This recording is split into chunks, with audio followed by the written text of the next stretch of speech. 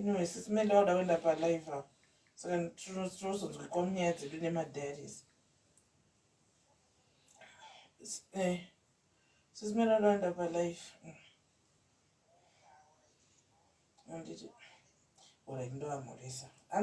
Yes, Hilda. Auntie, yes. Dei piago. Miranda we say pa loud. Chitao. Dei Diri bo say. Diri bo kono yarini. Eh. Oh, dinner da.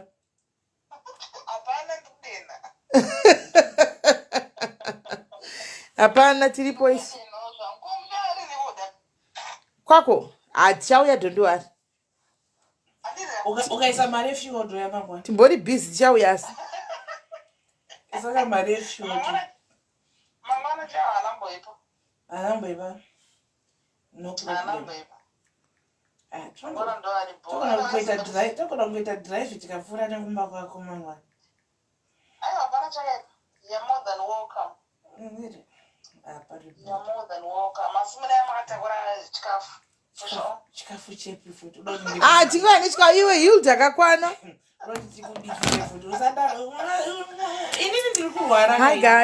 Hi guys, hello guys.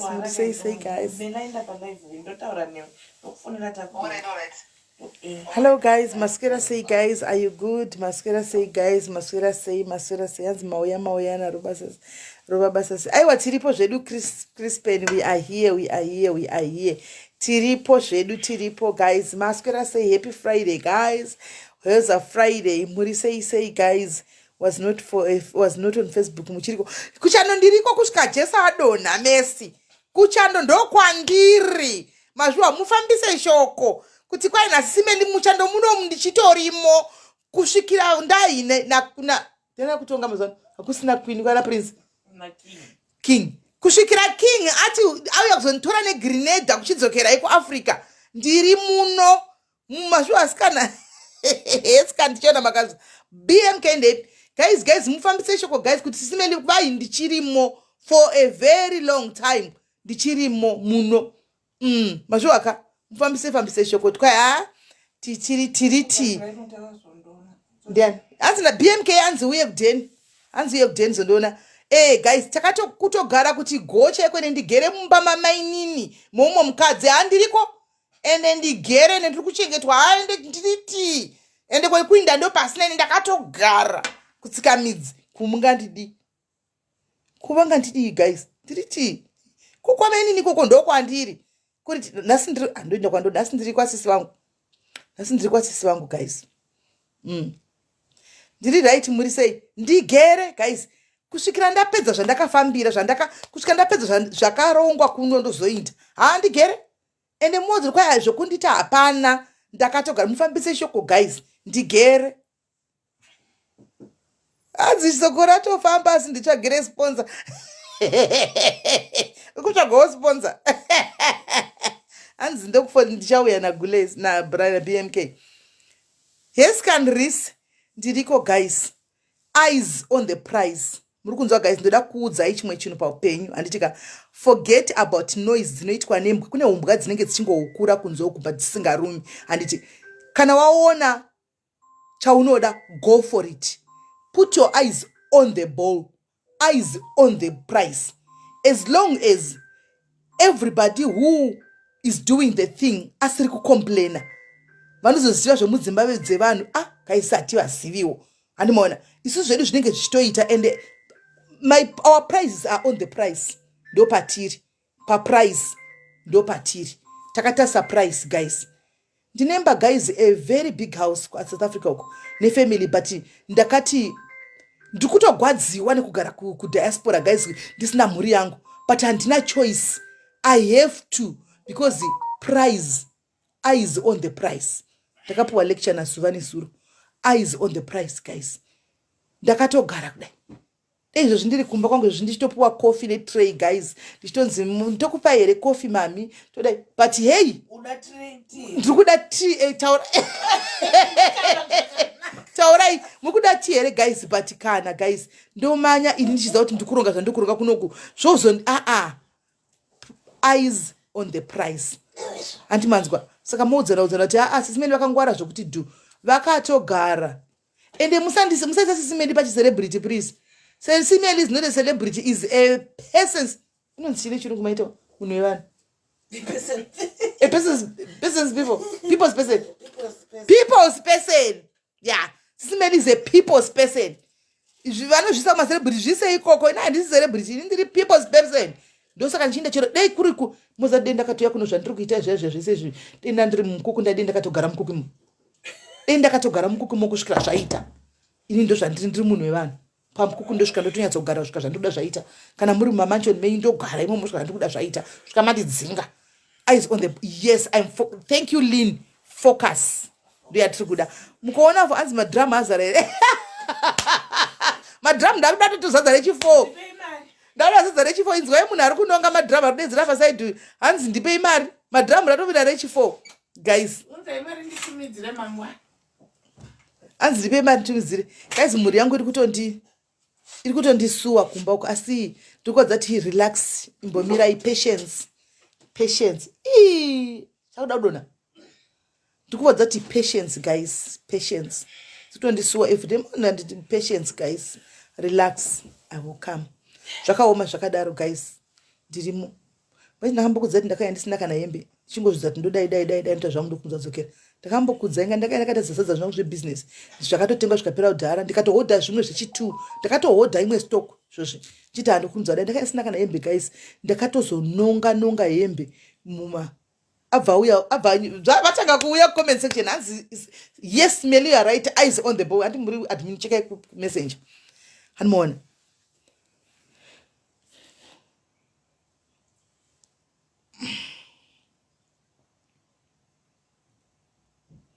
kwai mai kutanaka mai saka ndimanyorigwa nani kunyorigwa nani tanaka isatiti zvemastreet saka ndisi kuziya atiti zvemastreet ndikungotara I'm telling my diary zangu I don't do streets so I don't know who are you talking about ndingokudzai kuti ndiri kuno guys I'm still here ndichitori kuno kusvikira ndapedza zvandiri maziso angu ari paprice guys ndiri kumhanya mujawo kusvika ndachibata handi plus mirai ndikudzei guys diaspora isi yemunhu anokunza diaspora is for all of you guys haina muridzi haina stare munhu ukada kubuda nhasi uchienda kunyika yawafunga kuenda kana kuine opportunity go and ukasvika chirongo usina totsira kuti ndikuda kusvika ndinogara kuona pane opportunity iripo anoona grab the opportunity vantika mbuka dzichazama kuukura dzigozama kuda kutsikirira pasi dzigozama kuda kushifta focus dzigozama kuda kudestroya mumoya because vatumwa vasatani ma-agents of the devil ndivana satani vanenge vachida kutokudestroy kuti ubu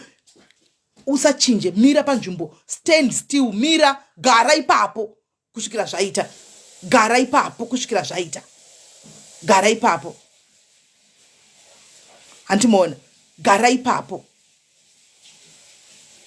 zvandoda kungokudzai musateerere zvinhu zvokuti kwai kudii kana kuti kudii hakuna munhu guys a whole mother anongofunga kuti ndoda kuenda kungonoti go unenge une zvaunenge uchitoita zvinenge zvisingadi kuzikamwa neruzhinji zvinosikamwa nevanhu vakakutenderedza vari padhuze newe nekuti tine dzimba dzekuti unogona kuti unoswera wakagara uchiita yaunoda but unotonyatsoona kuti no this is much better it's for my family it's for my future social media guys social media iyi inopera andi munozviziva social media inopera ende pasocial media musafe makabvuma kucontroliwa naanybody social media inopera but what about life the life after social media saka munhu nemunhu guys ita zvinokuitira fix gadzira zvaunogadzirisa kana wakacreata isomwe takacreata marelationships nevanhu we have created ukama hatina kucreata enmity nevanhu so I can go anywhere that I want pandinoda kunogara nasi chingada ndikunda pemu ndikuya kuzokumba kwako anongoti uyai SIS MELLY ndikada kuti kupi ndini ndinotoramba handiti maona saka tinochida kuti tigare panzvimbo uchiita yauri kuita because nendiri padhuze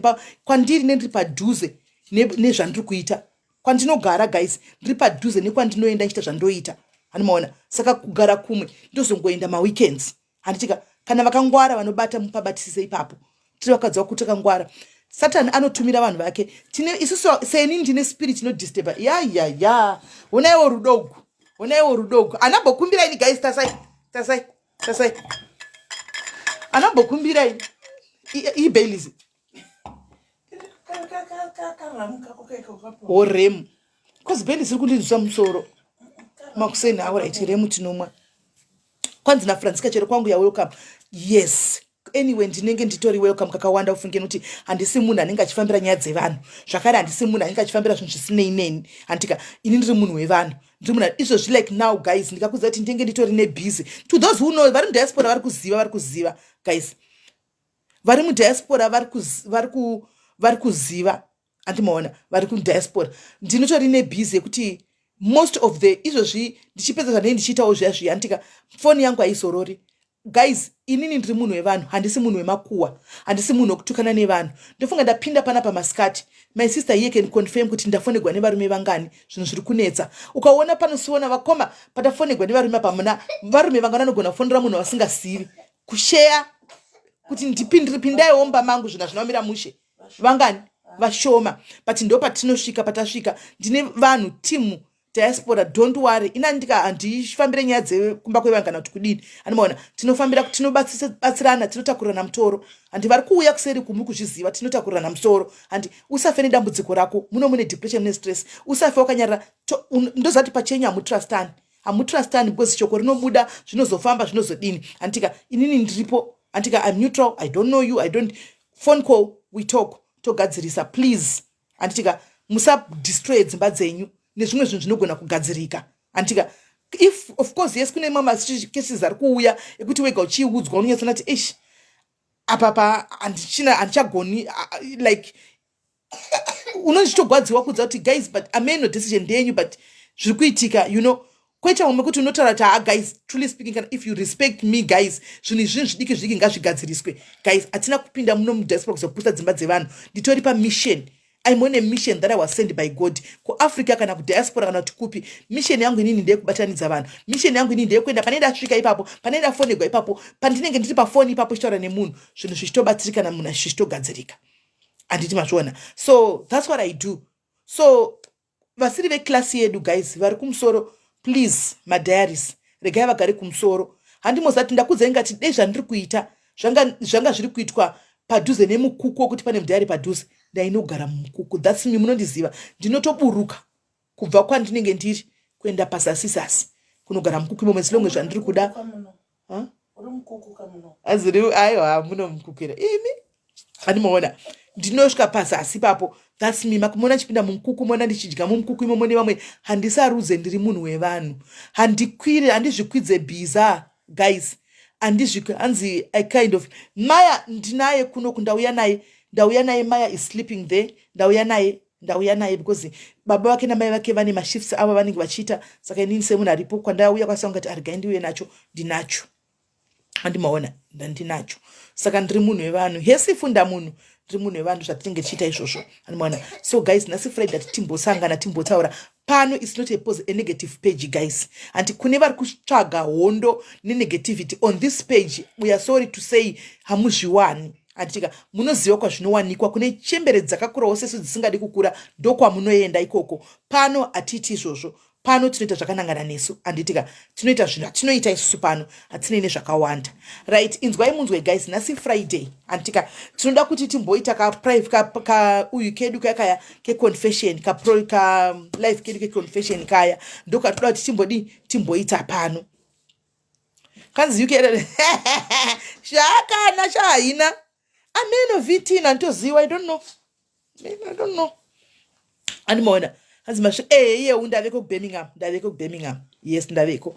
Right. Saka toda kuti timbotaura timboita confessions guys. Sometimes tikagara murigai nimbokudzai something that I've realized. The people munhu watinoita waunoita semudunga munhu watinoita sedunga vanhu guys sometimes zvinotaura a lot about us.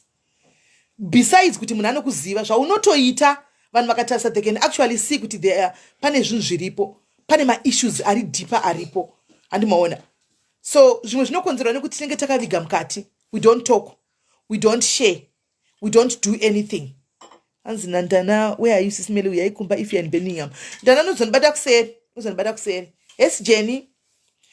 unotoona unotoona kuti there are deeper issues dzinenge dzine munhu dzinonetsa mukati. Why? Because sometimes we don't share. We feel kuti sharing sometimes tinoziva kuti guys we are not safe masivano. Ukada kuti ushare chinhu chako neumwe munhu ka pane kuti chichengeteke unochinzwa chakutaurwa. Animaona ukada kuti anzi matikwadza meso mamisi just kuverengeka okay tope white asha manje nchamwari ka asha nasi notongo kuwara mazizo ja apane kutamba kana anything chine dark color but akuda ndidzirwe manje ni chunhu ndasingadi kutopfeka chunhu ichi apo chimu apane chimwe ndotsva manje sikandidai antimaona.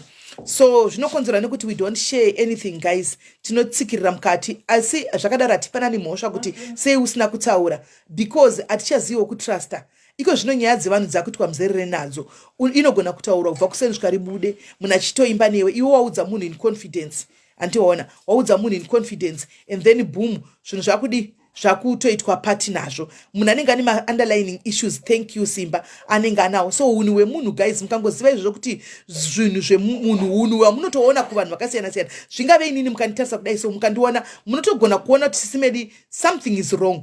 Antika munogona kuona kuti no something is wrong. Ndikauya ndiri broken mugona kuona kuti no pane chiri wrong maybe kumba kune something chiri you can point. You can see if I keep on doing this continuous thing kuti ndinodena vanhu nchituka vanhu nchitsvaga pamuromo nchini munotoona SIS MELLY no iyi haisiri yokuti it's a one day thing kana kuti ndezvefikiri no vanotori nema issues kubva vari mwana mudiki vane ma issues asina kudhiliwa nawo animaona. So sometimes we need to talk about these things anditika. So Milka ndokumbura kuti upfeke SIS MELLY diaries ndio yangu wakushandisa no also maitawa vanenge vakaloga into that one vanenge vachibatawo comment section anditika vaiva vanouya vari negative super negative especially program yakafanana neconfessions tesingadi kuti vanhu vadi vanhu vakanganisike handiti. So today guys we want to confess isusu masecrets evanhu tofa nawo tinoenda kuguva nawo tingakona togara chitombona umwe achitotuka masititumu wakambodza secret ungoti mwari ndibatsirei wotodarika kuti Jesu ndiye mufudzi anoona.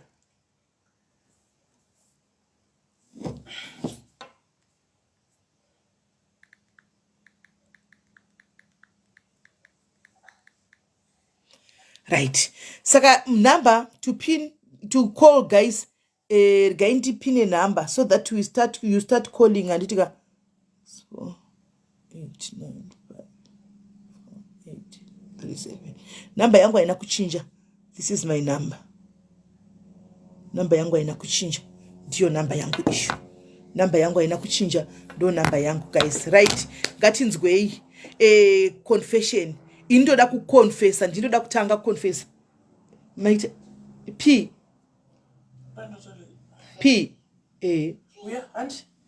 ndabvisa chipoti chake chache go with auntie ari kurasika anoda kubuda akadai ngatorasika chaiko anomaona. Love you 2kg love you 2kg kwai SIS MELLY kuna Sabina anogwara here leanga achirwara ndo pandaiti ndikuenda nomuona because kana akurwara handina choice kutoenda nomuona but if she's well and okay kana akasimba ndanide kumuona. What are you drinking? Hanzi inonzi chi rem dei anga achirwara I was going to go and see her but the fact yekuti haasi kurwara aiwa ndinanide kuenda nomuona handisi munhu anoenda kumasocialites handisi munhu anoenda masocialites mozviziva handisi munhu anoenda masocialites I don't do that. Right, saka guys ngatitei tichara inini ndatiregai nditange inini nokuconfessa guys. Inini ndoda kuti mwari vandiregerere nhasi guys mukadzi yaya anonzi Loveness ndinomuvenga makore ese mazuva ese ndasingamuvengi ndaingoti I don't like her mondiregerera guys. It's a confession from the bottom of my heart but nhasi ndoda kuti mwari vandichenese mwoyo wangu handidi kumuvenga ndoda kudzokera kusangomufarira zvandaita. I hate that woman but andizvidi ndasvika pakutoti nezuro ndakasvika but she will turn people into something but anyway it's my wish and from the bottom of my heart I don't want to hate anybody. I just want to dislike her not hate. So ndo question yangu guys because ndo chete ndo confession yangu yoyo because spirit yangu inoto disturb spirit yake. So and I don't like munhu anoenda kunotsvaga kunopoka vanhu kunotsvaga like ndatosvika pakutona pane agenda unopesera wave nekakuvenga which is not right guys. It's not right. Unopesera wave nekakuvenga ini handidi kuvenga andimona. So ndingoti dei Mwari vandikundisawo ndakwanisa kuregerera amai vaya chete. Ndakwanisa kuregererawo amai vaya chete. Ndo confession yangu iyoyo. Mainini muri mucomment mamuri kubasa hamusi kudziziva nai. Hamusi kudziziva muchaudzwa nemurume wenyu. Anditimaona chete guys musaseka ini ndikutorevesa ina handijoki nezvinhu zvakadai. Handijoki guys nditorevesa dei Mwari atondibatsira. We have been praying mainini tichidzoka prayer point iyo. Antika I don't want to hate her. I think it's allowed to say I dislike her like before. The word hate ndochka ini ndorichka like ndorichka. I don't like to hate anybody. Word kuti hate is too strong. Thank you Natasha. That's why kuti I don't want it. I don't want it. Saka I need kuti zvisave that way. I don't want it. Andimona andidi kumuvenga. I just want kutamufarira not kuvenga munhu. Andidi kuvenga anyone or anyone. Animaona right. So guys anoda kukonfesa antika welcome sisi Ivy Kombo vari kuda kukonfesawo kana kudii anditika hands they want to do something wozofona ku home office they will never phone a because hapana chavanowana if vari kugwa if losing battle it's a lost battle they will never vanogona kufona ku home office vakarohwa neshokuka vafona ku office vakatozonzi buda neinformation yetono muda wakasvava because pane zvinenge zvichitoitika. Pane zvinenge zvichitoitika ufunga ko if ndakakudzai kuti ndichazokudzai kana nguva yakwana. Anditi maona right. Tina hey ina ndi follow wangu alright somebody's calling regaiti tenge kupinda right. Hello pa confession. Hello SIS MELLY Morise. Mushe zviri sei? Ndiri right ndoda kuconfess. Ndoda kureurura hasha. SIS MELLY. Hasha dzangu nezvandinofunga kana ndakatadzirwa ndogona kutofunga kuuraya munhu ndotokona kutokuuraya nepfungwa dzangu zvekuti zvekutondikanganisa kana kunata nemarelationship nevanhu especially hasha. SIS MELLY hasha dzangu dziri too much zvekuti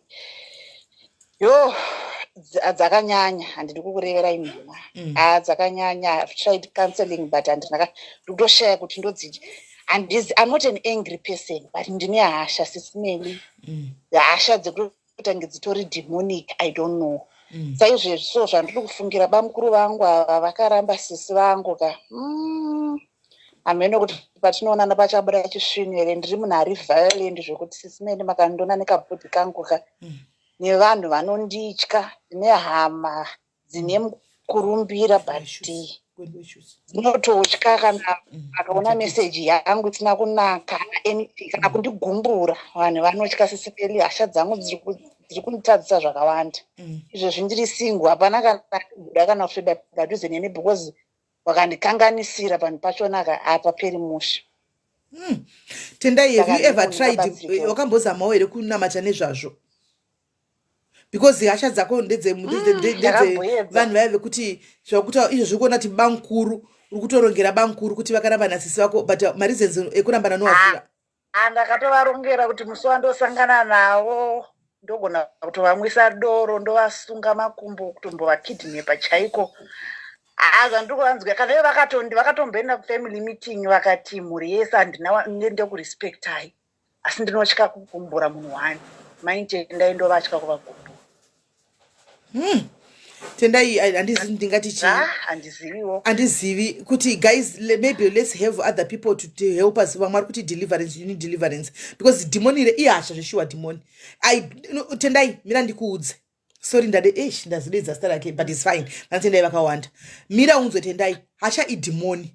Ndrega ndimbokudza ukarangarira ndichikura paya pandogara ndishaura panapa kuti pandaikura ndaive munhu anga ari so into fight but if I look back sisi vangu vakagara pa can confess up vagere up kwete kunyahembe mimi vaudzei yaimwe vagara pachiya pamonyatso vaudza nokuti kana ndichiwadza vanenge vachiti ingano nechirega ndikutsanangurire tendai ndikazvifunga right now ndinotonzwa kunyara nazvo idemoni rinenge risatombomira zvakanaka rekuti unosvika pakuti unoda kurovana nevanhu every time kugara uchitozikanwa kuti uri munhu wefight and wondoka mweya unenge utori unokutuma mweya unotouya wokupfeka wokutuma kuita zvinhu zvakadaro but mweya uyu chawakaipira majeka one day unogona kufuma uri wakabayiwa nebanga ukafa handiwana one day unogona kufama uri iwewe unenge wauraya munhu kana mujere the moment unongopinda mujere uchinzi medaitika mweya uya unotiza wakufunga straight ndakada match. kukudzai sisimeli kuti ndinoenda ndine basa rangu handiti ndiri futi rana handiti paNew Town apa ndakapinda munoziva zvinoita marenki mimi kuti vanhu vanenge vachikuguma gumbezi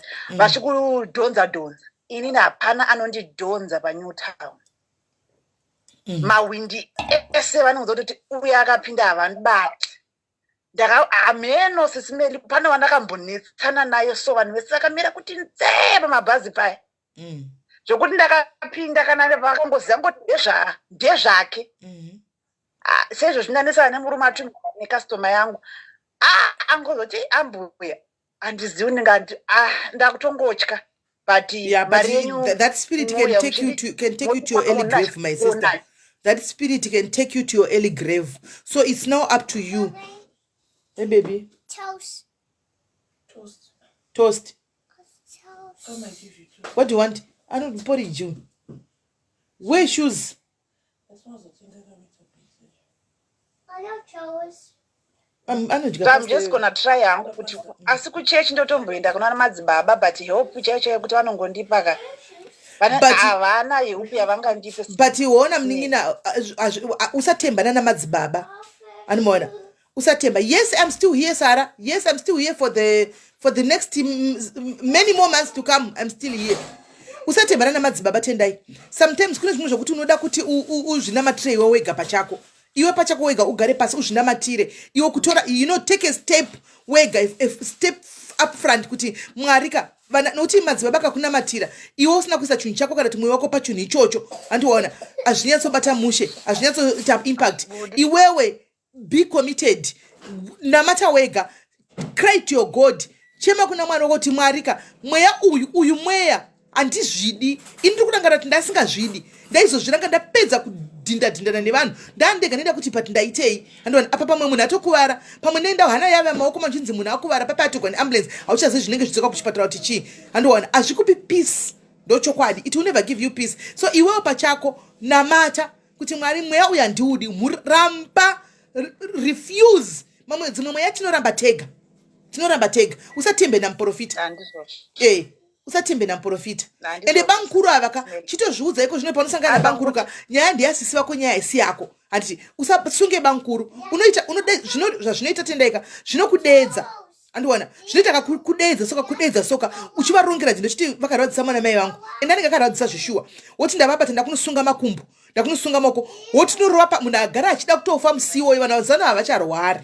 Andiwana atirwari tinorwara tichifamba. Wongoti bo kawani munobva afa kumedha. Med. Ndizvo sisimeli. Maita basa. All right, I hope you are going to find help, my sister. Zvinamatire wega. All right, sisimeli again. Give me a chance. Okay, sharp. What do you want? Toast. Trousers. Toast. Come here. Come. Banana. Just. What do you want? Toast. Trousers. I toast. Well, let me pay toast.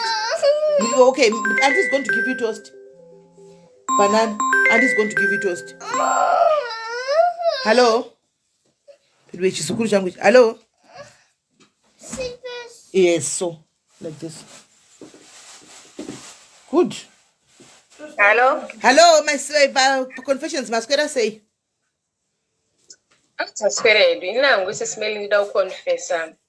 think Murmo brought out the West in me. And ndinambobvira ndakura ndiri munhu ane hatred yandinonzwa musi unoenda yatozvifunga ndakagara ndega ndakati I was never this person anovenga wedre kutoti kuvenga ndandisingarizivi ene nini ndinotofila kuti akauya padhuze neni handizivi kuti zvii zvandichamuita but handinambokura ndakadaro zvakandiendesa through zvakandichinja mwoyo wangu ende handizivi ndichaita sei but I feel kuti zvakandichinja kusvika even kuspirit yangu. Unfortunately I had to change to protect myself and to become the person that I was because I was not like that. He changed me kusvika ndava munhu wandava izvinozvi wandisiri munhu andoda kuva izvozvo. What happened to my sister if you don't mind? Mazono une rafu. Mazono ungosingambotaura uchidaro. And I actually feel the change in me. Mazono handisina basa nemunhu. Whatever happens, I'm quick to always defend myself. Now I've since moved on, but yeah, I guess I've since moved on. But ndinofila we have separated because of distance. Takaseparate after vanhu vechikuru vatigarisa pasi vakati ava nemimi hamukwanisi kugarisana. But I was young and defenseless. Saka chandaigona patainetsana kuchema. And andituka andishauda aita sei aindimanikidza kurara naye. I felt victimized. I felt powerless. I started hating sex smelly. He was my first husband. Ndakavinga sex kusvika amen kusvika ndateta decision yekuti iye wacho I hate him. Nanhasi akaposta picture even aine vana ndinozuma picture yake ndoitarisa, so I feel something in me that I've never felt before. Why? What really happened when you were together? What happened? Ini ndakarorwa zvakanaka. Like any other woman, when you expects to be happy. I never saw anything chakanaka with this man paakandirora. Kwake kwauri kuenda out na friends odzoka AM uchisara dai pillow yangu yaitaura. Smelly yaitaura. The amount of tears dzandakachema dzandaigara ndichichema. Ndaichema most of the time, and nguva iyoyo ndasanda kuziva zvokuti munhu unotaurawo nevamwe unoshare makuseno kwaedza maingoti mamukasei, it would be all smiles, but deep down ndindaiziva zvandaenda through. Wamudaro you would actually know kuti kuenda out kwaangaita angaine vasikana angaine mafriends ake vaitenda out vari 2 vari 3 iwo wosiwa kumba. Waitarisa pawindow watarisa SIS MELLY aiwa hapana aiuya. Aikuzoti ndiri kuenda out nebasa ndokuona time abuda na 6 odzoka kana na 2 AM na 6 AM abuda zvekare. Mwari vakandita zvakanaka. I got a job, I started working. Ndaita mwana wangu, ndaita wechi2, ndaita wechi3. Somehow along the line I grew a thick skin. Ndakazongozviudza kuti rege ndigone kutamba nevana vangu. Saka ndanda kuchiti maweekends aya ndisiri kuenda kubasa ndaitora vana vangu toenda out for movies toita sei. Saka I stopped kumutarisa zvaaita. Ipapo I think moyo wangu watochinja. SIS MELLY aiti akauya aigonotanga kupopota kana na 11 papa singararo. Apa udobuda kuenda kubasa na 5 o'clock udosumuka udomuka kuti utanga kugadzira vana vechikoro iwo gezo uende kubasa. Raro pamba ipapo achipopota SIS MELLY. Ende chari kupopotera hapana kana chinhu chekuti unenge kunzoti chichaitika zvisina kana reason. So zvakabuilda in me SIS MELLY, zvakandibuilda mapalpitations aya ndakamaita, anxiety ndakaita, ndaiti wakanzwa ndaiti ndakanzomataye mota achiita sound panze anongoitenga kurova zvekuti kana ndaitadza kucontrola kuti chii chandiri kunzwa. So takati mazuva achifamba, days turned into years into months, ndakazoti in this life pakatotisa kuti I stopped paying attention kune zvaanoita. I stopped calling him mutori. I stopped taking him. Akabva atanga kufighta inini. But stage yanga ndava asisina basa naye. I started concentrating on vana vangu, building my life and building my career. Ndipo akachitanga nyatso ndifighta chezvo akundiaccuse. Uri kuita zvakati. Ndakaenda out nevana otanga kubvunza vana kuti maenda nani? Maenda kupi? Pamwe pacho tadzoka netext obvunza vana kuti text yamaina yanga yakanyorwa here. Imagine. So I grow even anasi pandikutoti handinyazonzwa ndega ndakagara ndinyazonzwa kuti zvandava azisirizvo handisiri ini chaiye ndakachinja, but handizivi kuchinja kwandakaita kune zvakakandinakira here, because like now iye akasara kwaakasarawo ini munyika imwe yandiri. I've been trying to build relationships. Ndinotoona dzimwe nguva munhu anototi iwe why are you like that? So I think even ini wachone ndakaenda ndiri pakati pevamwe like as I'm trying to date.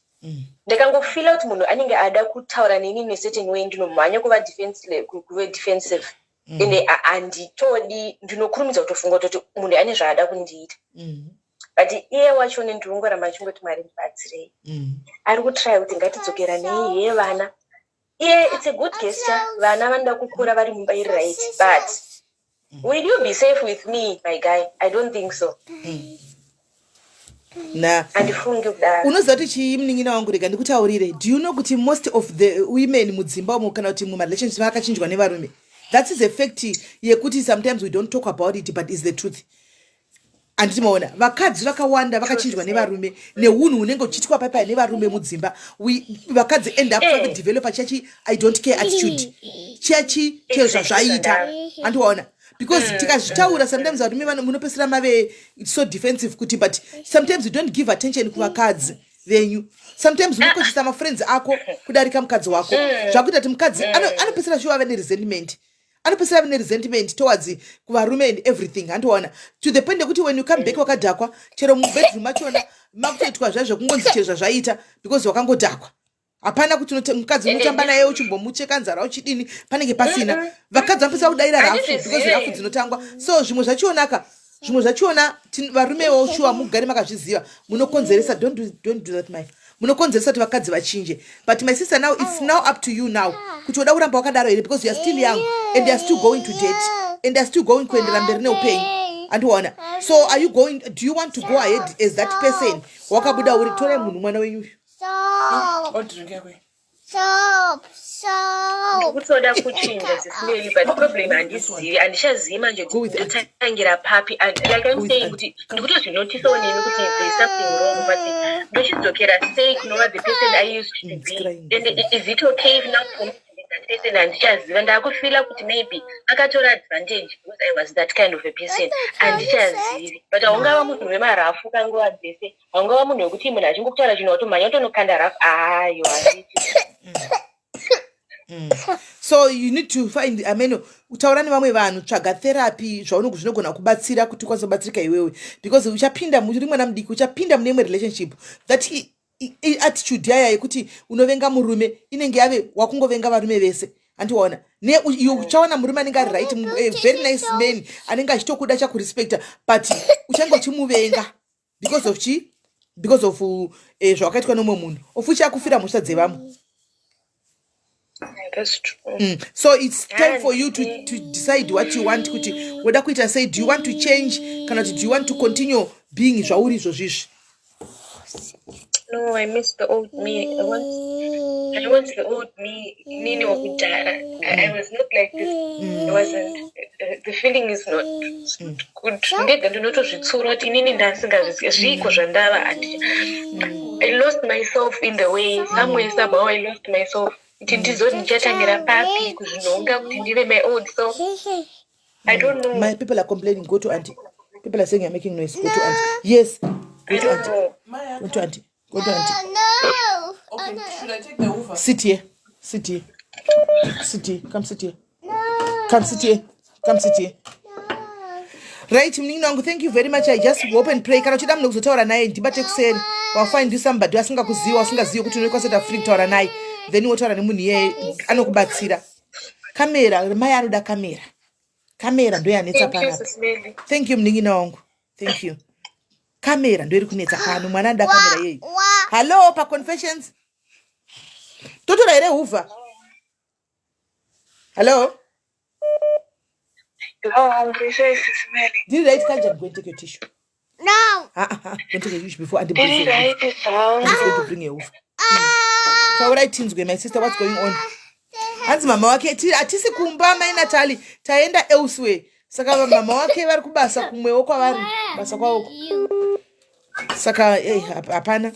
Right. Taura things what's going on? Some more juice.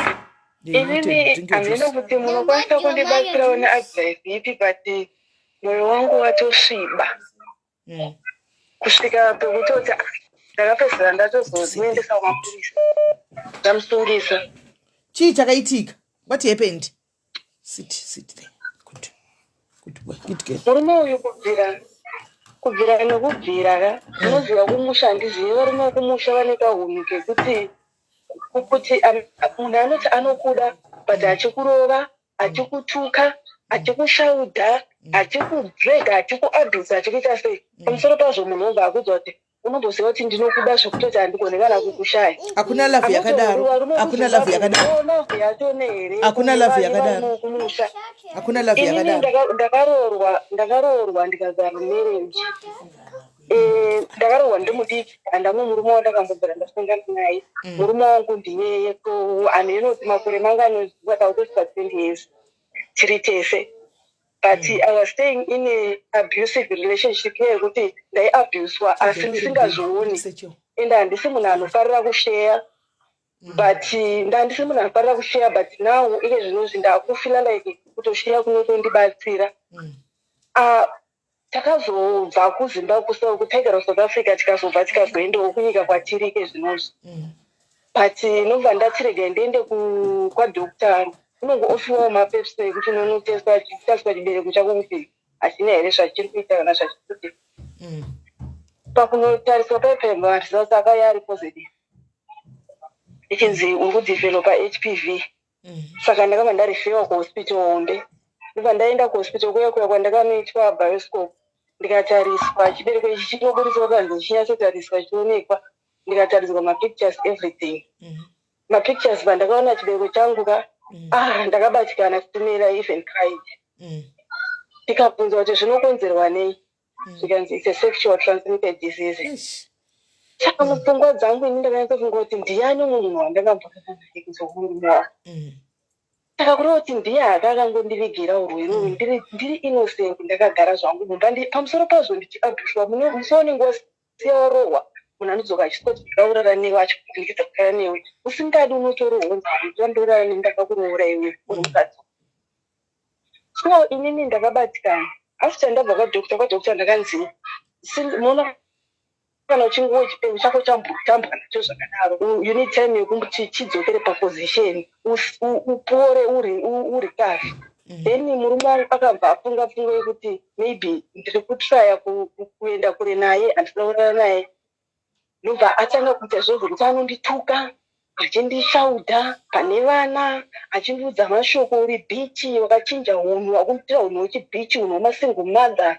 akufurirwa nemasingle mother so one day akatanga kundipopotera achindidrega achindidhonza so inini I was trying to protect kusara ndochiita noise but pandaida kusimuka ndibve because handikwanisa kupindurana naye ndinongonyarara munhu anopopota zvekupopota zviya zviya saka pandakati ndisimuke ndida kuti ndibuda hangu ndakabva handidhonza tisheti izvozvo kudhonza kuti kuenda kuinditeere zvanditaura ndiri baba inini and then ndakabatikana nobva handisiya ndafamba bva ndabuda bva ndaenda mune mwe rumu ndapinda mune mwe rumu mva ateva atanga kuti ndipopotera achinditi mukatera zvandiri kutaura achindidrega achindidhonza inini ndakabatika zvikandirwadza ndikachema akandibaya musoro akati ndinokurova ndokubvisa mazino aunoshaina nawo unofamba ukapfeka chimataiti chako chimisa magaro uchionekwa nevarume uri ngure unhu wemubheshi wakawana kupiwa so handakana kupindura ndakangokwanisa kumuudza kuti ndakufonera mapurisa ndikafonera mapurisa akatonditi undudzire chikuda kufonera mapurisa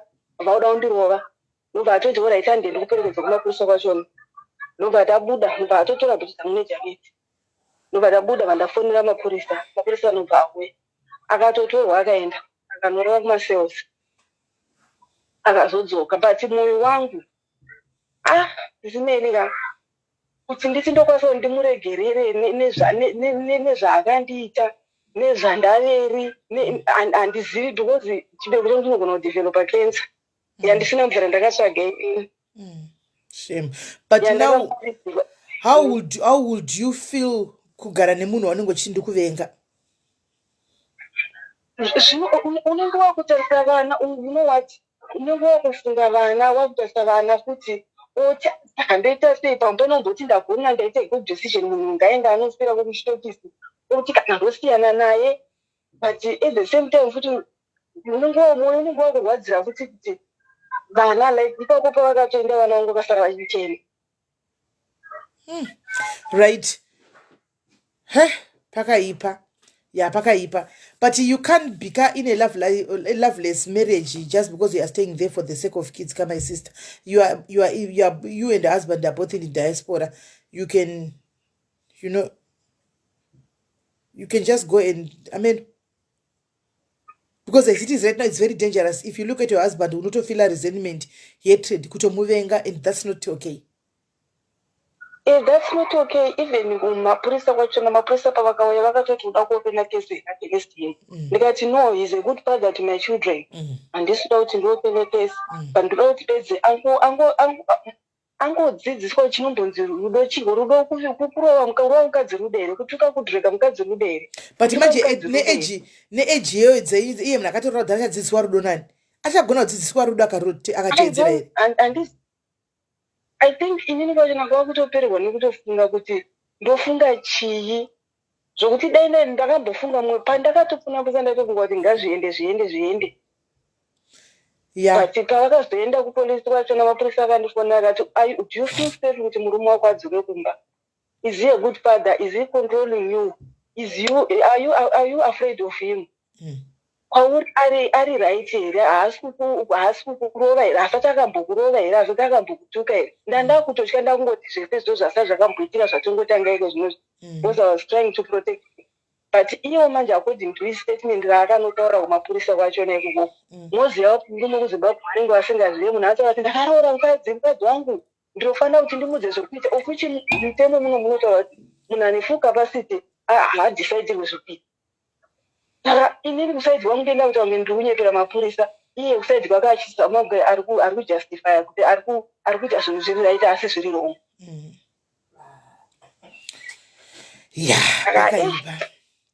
Pakaipa but because at some point you think ndenda kufunga kuti of course anozoya achitiswa asi sori yake ishandibatsire chii iye zvino zvinini kana paine guys the worst form of abuse yekuti unokwanza aufu akagona kuregera nekurumidza inonzi verbal abuse guys because shoko once rangobuda guys harigoni kudzokera so vakadzi vakawanda they end up presenting varume vavo nenyaya yemashoko anenge achitaurwa antimazviona. So I don't know. I don't know hangu tungaita say, but now my sister, it's like ipo pachapo pa relationship ne murume wako panonesa murume wako imbotsvaga kana marriage counselor ambogara nemi pasi probably amboudza murume wako kuti it's wrong kutaura mashoko anorwadza kumukadzi wake because hazvikangamwiki kubvira nekubvira ndaenda dzimwe nguva ndairohwa pana wangu yauswera pamakumbo pangu ndichirohwa nebhandi ndichimurwa vana vachinzi bvaipo menya vateerere ndichirohwa ndakagara pasi imo munyika imo muno ndiri kuzimbabwe. Okay, alright. Kokuno wakauya naye wakazomukwidza kwaya kuno? Kuno kwaakatombozvita kuti pabuda ndakafonera mapurisa ainosara kubvunza ndakatoita mapurisa paakambondirohwa. Zvakaoma. But that time handinambofonera mapurisa ndakangoshinga ndikati ndo marriage yachona pamwe munhu anozoya achitisori handichazviita futi kuti pamwe achinji. Saka iko zvino hachakurovi? Akadzoka mapurisa musunono manje akaenda ndakamusungisa musunono akanorara mapurisa. Warohwa futi munyika iyo ino?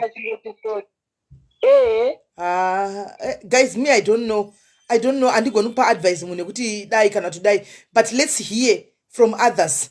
These people are in diaspora, guys. Okay. Ari kurohwa mudiaspora munomu. Ari kushungurudzwa mudiaspora. Hatred yake anotori nayo towards kumunhu wake. Inyaya yekushungurudzwa kaSJeki, inyaya yekushungurudzwa kwari kuitwa muno munyika. Animaona. So let me open lines, guys, for now for you guys. Kana uchifona iko zvino. Let's call in tichitaura specifically nyaya yemukadzi ushu. Ari kutaura. Then ndozotora vamwe vane confessions after tapedza kutaura nyaya yemukadzi ushu. Let's help a sister. Anditika ari muno kusora nezuro ari kutakabva kumapurisa asungisa murume wake anorohwa nebhandi akadai makauya rini kona? Ndakauya last year January. Makosi kai? Makosi makosi guys handisi kuti chika nati kudika but pamakosi ndasimudza maoko. Ndasimudza maoko. Zvangofanana nekuti ndikuita nyaya dzeku South Africa guys. Anyway, chiteka ndiri kudonhedze vafoni. Antika, then we start from there. Okay. Alright, my sister. Guys, regani yansokuza ichokwadi. Kuno ndikuita kunge ndingori ku South Africa. Foni yangu ndinenge chikutaura nevanhu vemakosi. Vakaine makosi vakaine varume vavo guys. And varume vachona is too early guys. Makosi haana kana 2 years ai. Haana kana 2 years matotanga. It's not even 2 years. Zvakaoma. Hi baby. Hello, auntie. How are you? Hi. Pa confessions. Hi, Mushe murise batsira ikola tinzwe. Wakutaura chokwadi kola chero kwatinoteerera kuzvirongwa zvinoitwa zvemasupreme confessions zvema marriage zvika abusive marriage inofana kungosiwa but mama maningaya vana ava vari kuabhiswa vaka vanonetsa kuvabudisa mumarriage ndodambudziko vanogona kuti nhasi ukamuti kuda anogona kutoti akangohila chete anodzoka futi vanhu ivava ndo problem yavo but kutaura chokwadi this man haaite chero zvazochiti vana I'm sure uri kushanda takakuendesa ikoko kudiaspora kushanda I'm sure uri kushanda and you can still take care of your kids maybe ndo wakatomitisa visa zviri kuitwa mazuva ano ukamisisa kuti auye ikokoko ndizvo zvaari kutaura ndizvo zvaari kutaura akamundi akatomuunza omuunza koko kwachona osvika ikoko kwacho omurova futi kuzimbabwe kwacho wairohwa futi wapedza woita chivindi chekubvisisa chekuitira munhu visa think of yourself because uchafa ukatozosiya vana vauri kunzwira tsitsi zviri nani kuti vana vanzi vane both parents but dzakaseparata than kunzi vane one parent mumwari. Amen.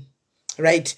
Thank you very much, Kola. Thank you for your contribution. Right, Kola, you are hearing and seeing in and gone kupa dzimwe advice zinenge dzakadaro straight. But the comment section is your sisters in the comment section and your brothers can give you such advices. Vanokwanisa kukupa and one. Right. For now, guys, help a sister here. Help a sister akauya last year. Ikosi murume auya neunhu weku Africa. Auya nawo kurova. Ku Africa unorohwa uko zvichipera zvakadaro. But apinda nawo, ma? Arutaura takabva kumapurisa usora zuru. Saka watanga kunoku murume uyu. Saka handizi and she's not the only one. Ndisinge last week vana vangu madiaries nevakauya nevarume nemakosi ava. Utongochati naye Mwari. Unozokuti my sister ameno. But yo zvinenge zvakaoma. Right. Right, for now guys, vanoda kubatsira a sister, call in, let's help a sister. Let's hear from you guys about a sister to obatsirikana say. But varume sometimes we must learn to appreciate. Ku Africa kakaoma. Kunoku kune uchi nemukaka. Handiti kune uchi nemukaka kunoku. Munhu sacrifice kuti uya upinde munomu. Osho kunoko tenga kurova munhu chokwadi munyi. Thank you for 100 stars. Otenga kurova munhu munyika inoi. Like really, come on guys. Come on. Apa unenge usitoka kushanda mukadzi ndiye anenge achikushandira. Wakagara utsvaga zvokuti uitewo. And then usvika udhinda futi munhu kunoko amusadaro guys. Hello Kola. Hello, maswera SIS MELLY. Ndaswera waswera sei Kola? Ndaswera. SMELLY mukadzi atiziva situation yake yakamira sei because atisati ambogara kunzi ku-UK. But chatokwanisa kungomuadvise ndechekuti ngaasiye kana munhu atotanga kutomurova akatongokurova first time achagara achitongokurova because atongojaira ende akazviziva kuti unoripota ende hapana chimwe chaunozoita after that anotongoramba achingoita the same thing. But still hatikwanise kuti timuudze kuti siya because iye idecision yaanofanira kumeka ega ndiye ari musituation yacho. So anofanira kusarudza ega kuti ndiri kuda izvi. But chatokwanisa kungobvisa chekuti kana anzi munhu angotanga kukurova anogara achingokurova every time ende unofa ndiwe wanoshota ndiwe ende mavanga unomaita. So yeah, ndozvandongokwanisa kutaura. Thank you Pam for 500 stars. Thank you my sister. Thank you Pam. Right. Thank you. Yes, Washman. Thank you, my sister. Thank you for your advice. But urikuzvinzwa nditi hanzi isusu atikwanisa kukudza but iwewe you are wearing the shoes. Ndio kuzati shoes boots dzakashinya kusvika papi iwewe. Wounza munhu woya futi warikitwa nemunhu yawo yakunoku. Antika ndio panozotaura kuti guys munhu angochinji like that. Munhu ane unhu wake achinji guys. Vanhu vari kuuya nemakosi munenge maitigwa nyasha hombe chaichai wapinda nekosi yako munomu. Zvinhu zvinenge zvichitofaya. Kana watongopinda muno munekosi yako zvako zvinenge zvakutongokufaira and then watora munhu wapinza muno muboom munhu akuya kuzokurova andiwaona manje chinenge chakuitika you guys are going to start fighting with other ladies because achatanga kuenda unonyenga vamwe vakadzi vari muno. Am I lying?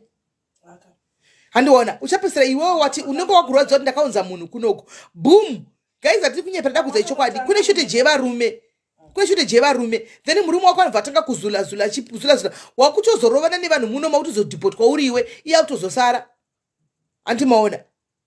Saka kana bhutsu dzako dzawakapfeka dzainya kushinya guys unobvumidza kuti kurira womboisa apa andimaona unombobvumidza kuti kurira womboinga mabhutsu anditi hanzi neumwe kana dzarwadza unodzirasha ndizvozvo chaizvo because amen akurumi last year pavakauya apa and iye obviously mukadzi ndeka last year kuti iye anamboya last year iye akatouya maybe kunana after 6 months or 7 months already akutobhura munhu kudaro.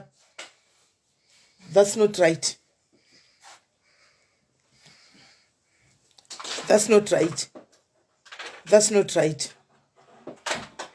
Wear a jacket, Maya.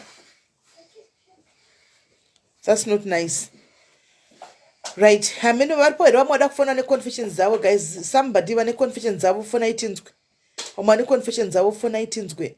Kuti what's going on? Chichiri kuitika. Fona itinzwe kuti chichiri kuitika.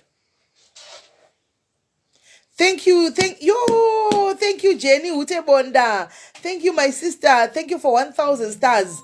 Thank you, my weka nasi ndezvangu 1,800. Right. Hello, pa confessions. Oh, hi, sister. Hi, my sister. How are you? Yes, I can see. Yeah.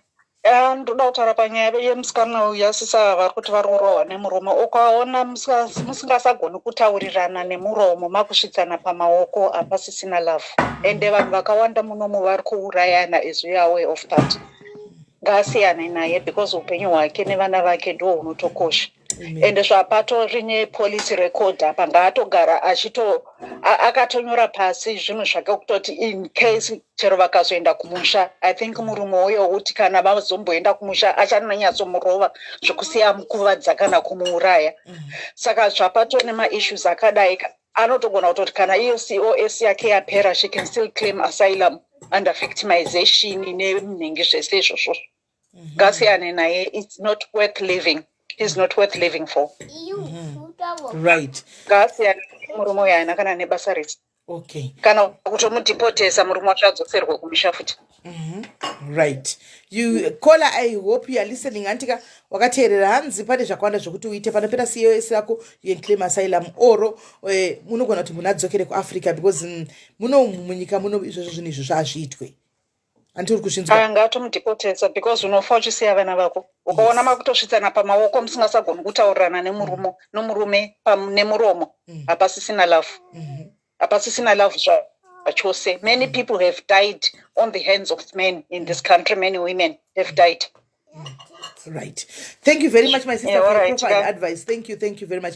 Kola, you have heard it right. Hanzi vanokanda vari kufa nenyaya dzeabuse idzimo muno munyika unofa ukasiya vana vako. Saka please move on neupenyu hwako. Munhu ngadzokere. Inandisindadaro ndikola. Vati munhu ngadzokere kuAfrica nguva ichiripo. Zvinhu chakanaka usati waropa ukafa. Antuona ukazosiya vana. Munhu ngangochifamba akadzokera. Handaiona here Europe. Ambogarawo kagore uchidzokera hake. Hapana chakaipa. Ndikola vadaro. Handisindadaro. Handitika. Right. Varipo here vamwe vada kufona guys with their confession. Varipo here vamwe vada kufona with their confession guys. Varipo here vamwe vada kufona tinzwe. Aripo here vamwe vada kufona timbonzwawo kuti what's your confession? What's your confession? Guys, ukafamba kangotakura zvinhu zvako mumwoyo zvinongoro destroy iwe. Zvongotla iwe.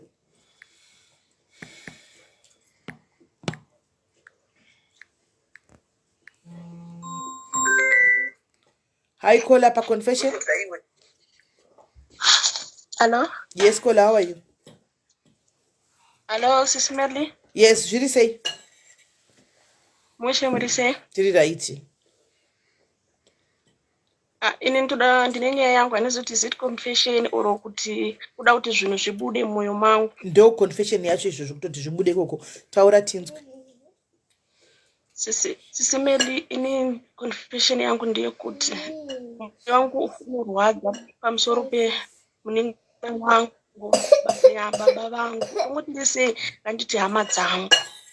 Wazi ndanga ndine murume baba vemwana wangu andiri. Nemva ndagara ndimbororwa. Saka ndakazotora munina wangu nemva ndagarisana naye kuti auye aende kuchikoro. Auye aende kuchikoro. Ndagara naye paya. Nemva adanana nemurume wangu ndisingazvizivi. My God. Saka adanana nemurume wangu ndisingazvizivi. Nemva ndagara ndakazotanga kunzwa mumaraini vanhu vachingoti muningina wake anenge ane chi? Ane nhumbu. Yay. Muningina wake anenge ane nhumbu. Saka pakazoitawo mamwe maiguru vangu vanga vashanya pamba. Nemba vauya, nemba vafambawo muraini zviya zvokuti kana munhu akauya muraini anosvika achikwazisawo chi vanhu. Ndokubva audza nyaya iyaya. Paadzoka nemba andiudza. akati mai nini muri kunzwa nyaya yatanzwa muraini muri kuzviziva here? Ndobva ndati kuna chandiri ndobva ndatovhunduka nazvo. Ndobva ndatobvunza baba vaya vemwana kuti chii chiri kuitika pano. Vakandirambira vakati hakuna zvakadaro. Ina nhau toziva kuti pazvinhu zvazvazototaugwa izvi vatotora munin'ina wangu vatodini vatomutizisa kuhama dzavo dzimwe. Ndokubva aenda kunogara kune dzimwe hama dzake munin'ina wangu uya. Inini handizivi kwaaigara, anga atobviswa pamba. Ndakubvunza kwaenda kupi, zvikanzi aiti akuenda kumusha because inini atya kuti angarohwa nemi. Ndobva ndati alright, it's fine. Nekubva tagara paya ndichingobvunza. Saka baba vanga asingachagari pamba, vachingoti 2 minutes vabuda vaenda vachienda kuhama dziya. Asi syndicate yanga kuzikamwa nehama. Ini ndanga ndiri murima. Asi hama dzimwe dzichizviziva kuti ndozviripo. Saka munongoziva mukuroorwa umo, dzimwe hama dzinenge dzisingakudi, dzimwewo dzinokuda. Ndokubva ndazombowa nevamwe vanhu kuti munin'ina wako ari kutogara kwakati ndokwaakachengeteswa. Ndasvika pakuti ndakuda kuteera kuya kwagozi ndikuziva. Ndobva vazviziva kuti ndoda kuteera kuya.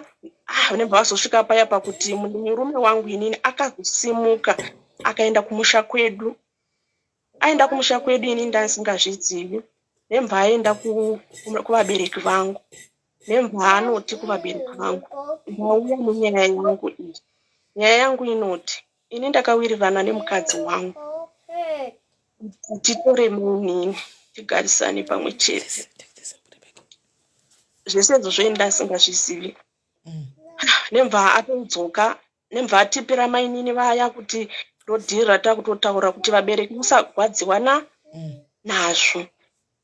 Nekubva inini hapana chandaiziva. Ndobva ndazofunga kuti chirega ndichimboshanda ndikwanise kuenda kupi kumusha, ndinoudza vari kumusha kuti ndonyaya yakaitika kupi kwandandiri. Mwana wandandatora uya ametiswa nani nemurume wangu. Ndichisvika kumba nekubva ndochiti ndigarewo pasi nevabereki ndivatsanangurire nyaya. Nyaya yakandipandukira simeli. Zvikanzi ndiwo wakatora mwana pano kuti unopa murume wako.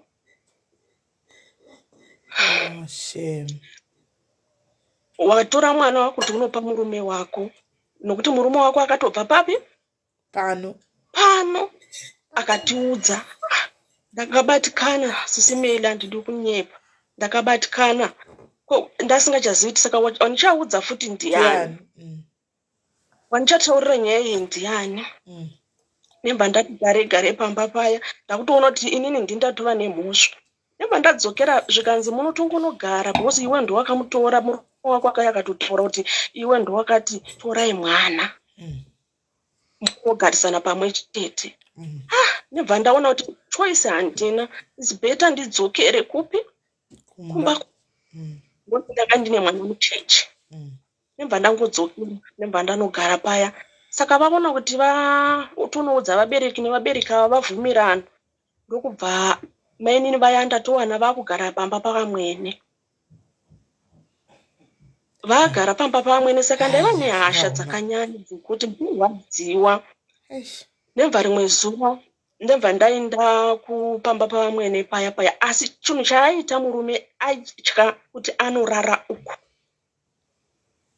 achirara futi uku. Asi aizviita. Ini let's say masikati oenda kumba kwaamai unorara nemunhu wake ikoko odzoka kuno kumanheru. Saka aigona kuti kana aenda kumagrosa kubhawa kuya aigona kudzoka nekuya kumba kwaamwene wangu unodzoka ozouya kumba kunoku kana kuti ma3 am otange munhu ari kubva kubhawa. Ndadaro sisimeli ndagara paya. Saka ndakazoti ndarova munin'ina wangu nehasha. Ndakamurova ndobva afurirwa navamwe vatete. Zvikanzi endai munomusungisa. Munin'ina wangu kwete kuti munin'ina wakuti nyaya iyi chakandibata panyaya iyi. Pane nyaya yakaitwa nasisi manje. Saka ndakaiteera life yacho. zvakabva zvandidzosera kuti ndigwadziwe. Madhumebi. Ndakafunga kuti ndini ndega. Anozoti pane vamwe vari kuitigwa futi same mupenyu. Ndokubva ndarova munin'ina wangu nehasha zviya kuti shuwa ndokutora uchiti uya udzidzewo padhuze kuchikoro chiri kure. Ndakutadzira chini? Munin'ina wangu yangava yava mhandu kwandiri zvokuti ndaishaya kana kutaura paari, asi anga ari mudiki zviya zvokuti aiudzigwa zvokuita. Nemva ndauya ndakatorwa nemapurisa pamba.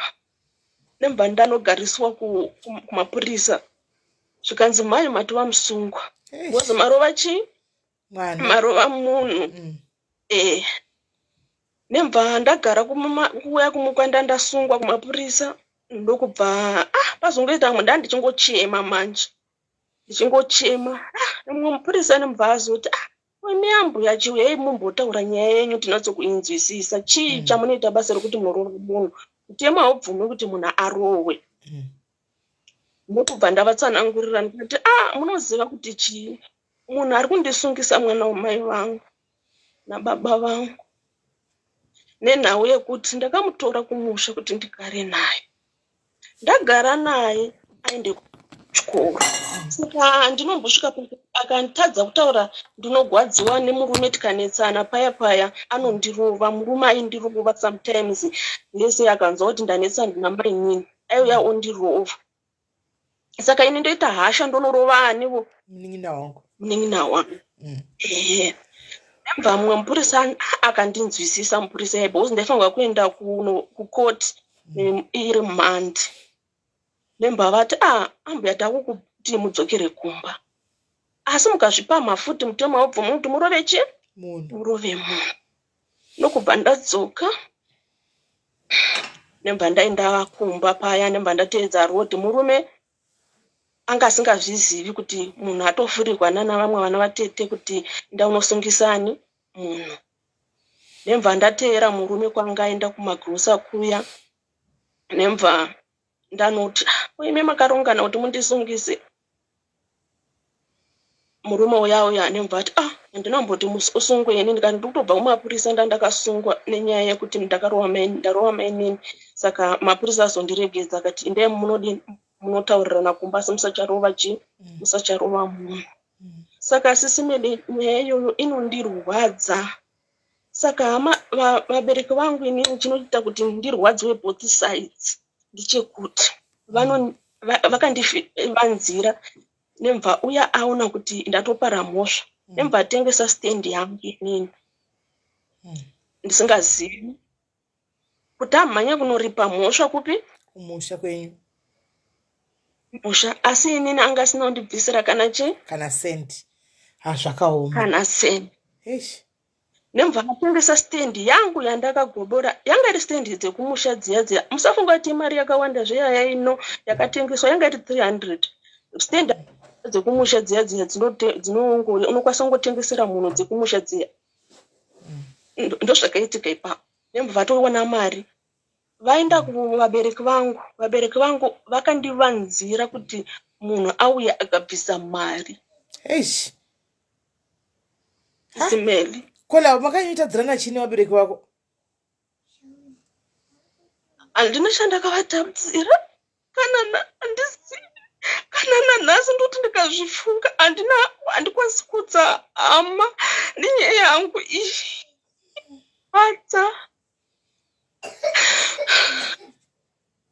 Inondirwadza kuti asi nyaya yaina kuitika manje yakaitika asi inogarika kuti sei vachindidaro vakasvika pastage yakadaro. Saka ndinobva Mune vana vangani? Mari ndine mwana 1. Muchiri mese here nemurume uyu? Ndakatosiya. Saka aripo munin'ina wako?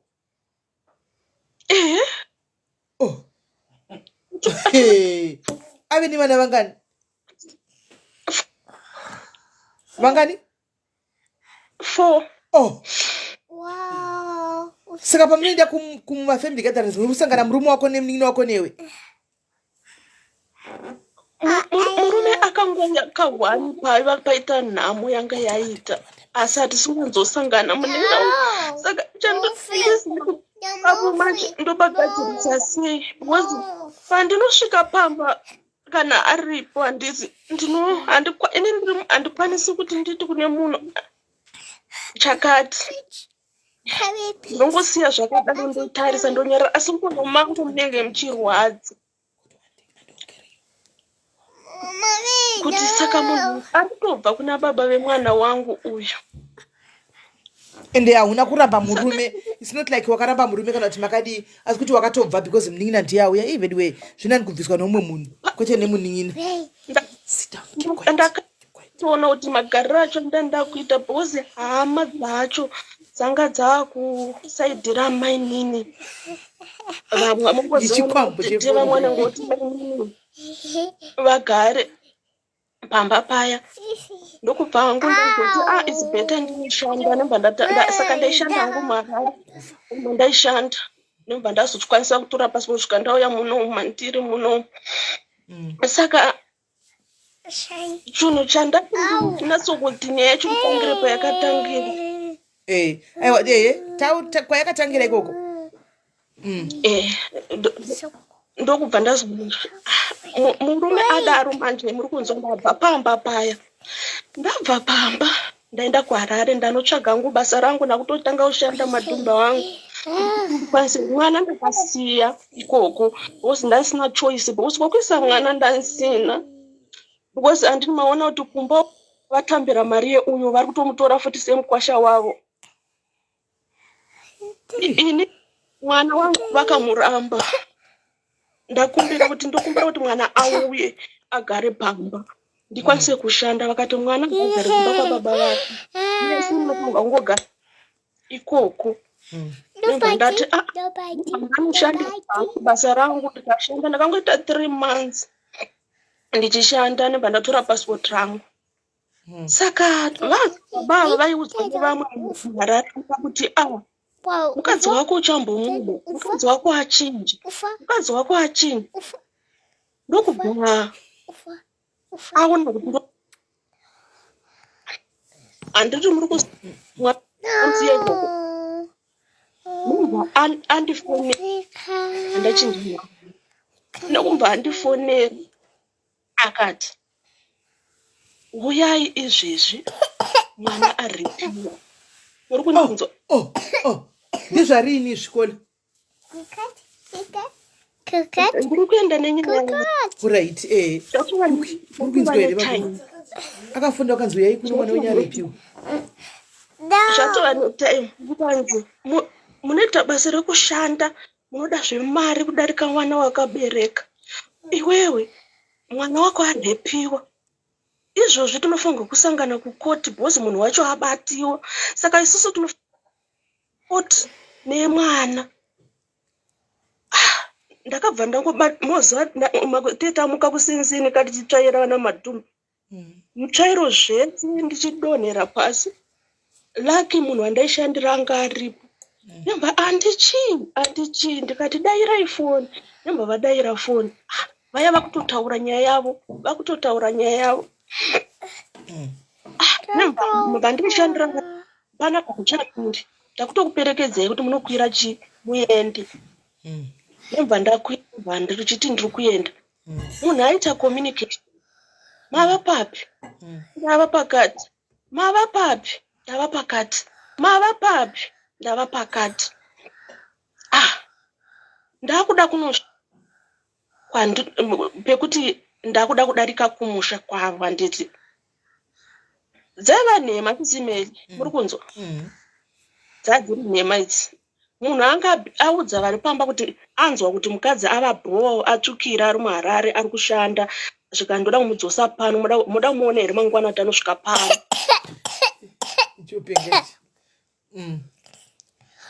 ndokubva vati burukira apa unoburukira apa usaenda kumberi saka ana yangu ndopa yakarova ipapo ndikati ndanyeperwa kaini pamashopo ndikabatwa mwana akafa Tiki. Ufa. Ndaida kuti muuye kunotitaurirana. Ndaida kuti titaurirane. Nemva ndatoona kuti iyi ndisatani yatotipinda panapa. Nemva ndafamba kuti singaiti bhozi ndofunga kuona futi chi. Bhozi mwana anga achitori kubhozi aimi kashanda. TK, hold on, hold on. TK, bring a hoover. Bring a hoover. She's becoming a nuisance. Yes, don't run away. Bring a hoover. Hey, hoover. Hey, bring a hoover. Yes, hoover. Hoover. Go and take the hoover from because yes, TK hoover. TK to bring hoover. Run to auntie. Come here. Run to auntie. Run to auntie. Hoover, go to auntie. Hoover is coming. Miro kadar call. I would tell you TK. Ego nyingetera Hoover isato. Yakuya ushatisa. Put it here. Put it here. No, sit with auntie. Come here. Sit with auntie. The Hoover is here now. Yeah, put it there. Put it there. Right. Endera mbele call. Ya Hoover. Saka ndokubva ndaenda kumba kuya bhozi zvasingachaiti kuti ndingadzokorera parodhi kuenda kudzokera Harare mwana ndichifanga unoona mwana bhozi mwana ndamusiya nemba ndaenda kumba kuya vanhu vese vakatovhunduka vachindiona vakati kumauya kwakanaka saka ndanda kungochema nemba ndavatsanangurira kuti ndozvaitika iye aiti usitaudza vanhu kuti ndozvandaita ndachingonyarara paya ndikati mangwana ndinofanirwa kudzokera kupi kuHarare nemba akokorodza hama dzake dzemumbamo dzemuarea dzemufamily mavo zvikanzi ndoda kuti mukadzi wangu udzoke pamba ugare saka ndakatoona kuti inini ndikafunga panapa ndogona kusadzokera kubasa nemba ndati nyepedzera kudini kuda munhu ndikati alright ndokuti ndaiziva kuti munhu unondiitira rafu nekubva ndati alright inini regai ndinogara nemba ndafona kupi kubasa kwangu ndikati ndikachinja date kuti ndinouya pakati bhozi nezvakamisi bhozi ndasingakwanisi futi kuti nditsanangurire murungu wangu kuti kwandaindawo kundanyepekwa ndaikwanisa kunovatsanangura ndakagara pasi ndokubva ndagara nemba ndataura navo zvakanaka ndikati hama dzikaungana zvikanzi ndikati ndinobvuma kuti ndinodzoka pano pamba saka chandakukwanisa kukumbira nje kuti ndochienda ndonopedzisa mwedzi wangu ndoshanda ndodzoka ndofunga ndakatosiya nezvinhu zvandandinazvo zviri mubhegi nchiitira kuti ndikwanise kubuda ndiende nemba ndadzokera kuHarare nemba ndaenda kubasa nemba ndamusiya anazodzokera koko ndopa ndakakwanisa kutora passport rangu nokubva ndauya kuno kuSouth Africa saka moyo wangu sizimende ndokuti vabereki vangu ndinovaregerera sei munen'ena wangu uyu ndomuregerera sei kuuya kumusha anotouya asi inini manje kuti nditaure zvinondinetsa pamwoyo pangu patova netime saka ndainamata kuna Mwari every night ndinonamata kuti Mwari saka ndakanamata ndikati at least kana chirema chiri nani than kundipa vanhu vanondishungurudza ndopenda nenyaya yangu sisipeli saka mwana wako wakazotora here izvezvo kutora kwandoita anogara nevanhu vakukumbirira why sisipeli it's a long story ndofunga ndotaura nemi taura you can talk tinogona kutochinja life yoita about you can share this is the day buritsa zvese taura so that tione kuti panobatsirikana sei ndokubva nekuda kwakuti ndinoshanda asi kushanda kwandinoziva zvakaoma asi ndinoshingirira ndinoita stay in pandinoshandawo pacho unongoziva kuti mari yacho aikwani nemba mwana kana kuti nditi vaimuita sei handizivi kana kuti pane zvavaibata nemba mwana wangu sofa mwana atwa kuform 3 saka kuti nditi atabata kuti mwana afunge zvikoko futi here handisiva hangu nokubva mwana akumbirwa ndikata ina ndingarambi mwana wavanhu nokuti mwana hasi wangu nemva mwana atorwa sesemeli but mwana ndewakola unogoti mwana hasi waigoti mwana hasi wangu sei aiwa pachizezuru pekuita sei mwana anotambudzwa asi because zvaaita mwana asisimeli kandi zviya zvekutoti aigona kuti akagara aine vamwe aigona ngoti kwindima zviya zvekuti zvaitoda sometimes kuti usati unotomunamatira kuti maybe saka ndaifungidzira kuti maybe pane zvavanenge vachibata-bata here kuti mwana anetse agodzoka ndo zvandaifungidzira nemba ndati bheta mwana aende asi mwana aenda kumusha kuya ana kumbono nemba ndamuti enda hako nemba anogara kuhama dzake idzodzo akangonogara only 1 term mwana ndakawa foni yarira pakati pousiku ndakavata kudai mama kuno hakuna kumira zvakanaka ndabatwa nemukomana webasa tabatwa ndakatwa ana akati ndandakuda kubatwa nemukomana webasa right asi nyaya iyi ina mai guru vake mai guru akadhiwa mukoma ndaaifurira mwana kuti danana nechi nemukomana webasa nemukomana uyu kwete nemukomana webasa neumwe mukomana mukomana webasa wanga udawo futi kubata mwana uya mwana uya ndobva andifonera kati kuno handioni kuchigarika zvakanaka isi bheta ndidini ndibve zvangu tu ndapererwa ndakuchema ndiri ndoita sei nemwana ndemva ndakukwanisa kukumbira vakandibatsira kuti ndigare muHarare ndichienda kubasa ndoka ndakakumbira futi ndakakumbirawo kuti mwana wangu awane pokugara mwana andoda kuti atodini mwana nemva atisa nemva ndatsvaka nemva aenda kuHarare kuti akwanise kudini kuenda kuchikoro nemva aenda kuHarare mwana uya zvinhu zvinongondibata sisimeli nanhasi kuti ndikafunga nyaya iyo inondigwadza kusvika pamwoyo saka chinhu chakanga ndichida kubatsirwa ndechekuti hongu patova netaimu ndabva uko mucharangirira munamato wandainamata wandakuudzai ndainamata ndichiti chi chero mukandipa henyu chiri asi achingoziva vana vachandi ndokubva munhu andodanana naye haagari futi kuno zvake tatova nedisini for 1 year simeli saka mukutaura imomo mukutaura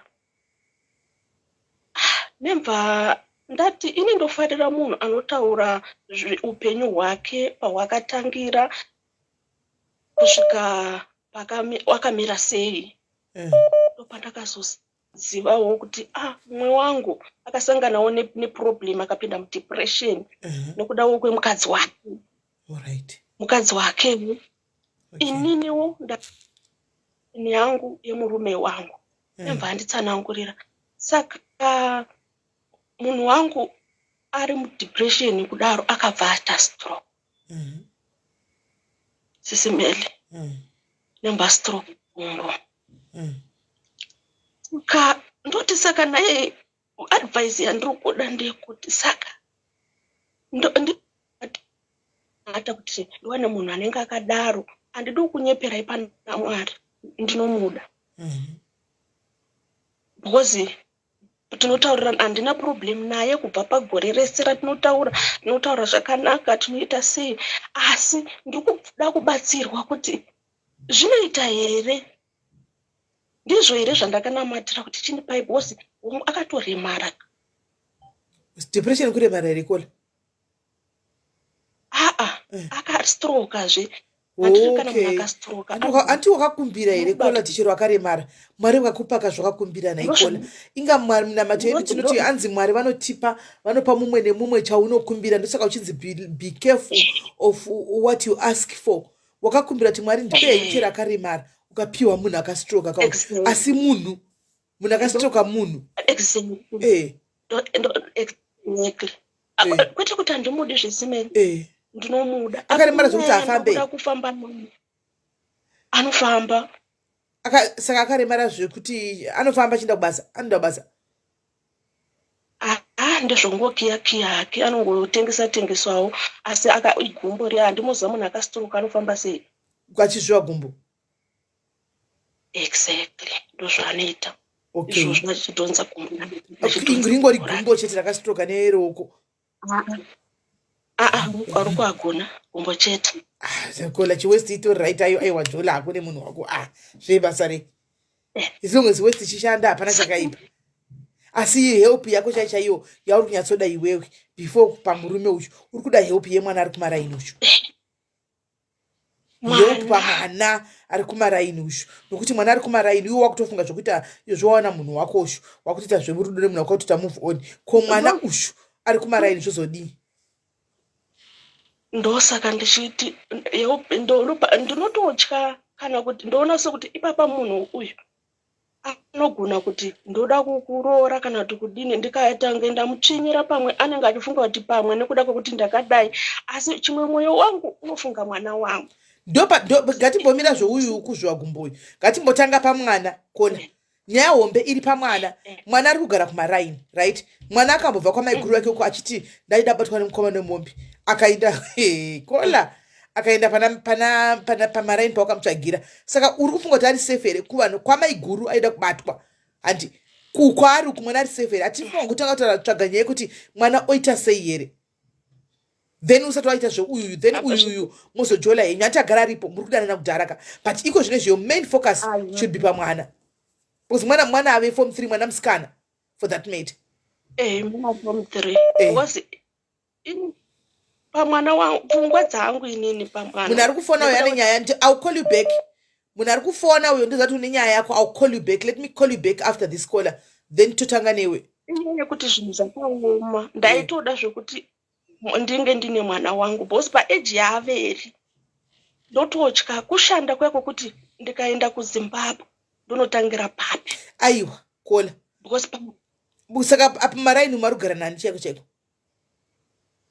Pana vandinoti sisi vatinosangana kumutupo ndongoti sisi because ndokwandaingogara weni pandaishanda kuHarare vakandibatsira kubva ndichigara kumba kuya kwandandakaroorwa ndo munhu vakandiyamura ivavo kuti ndikwanise kushanda ndiri muHarare ndichigara kumba kwavo ndo vakangobata futi mwana wangu akagara naye.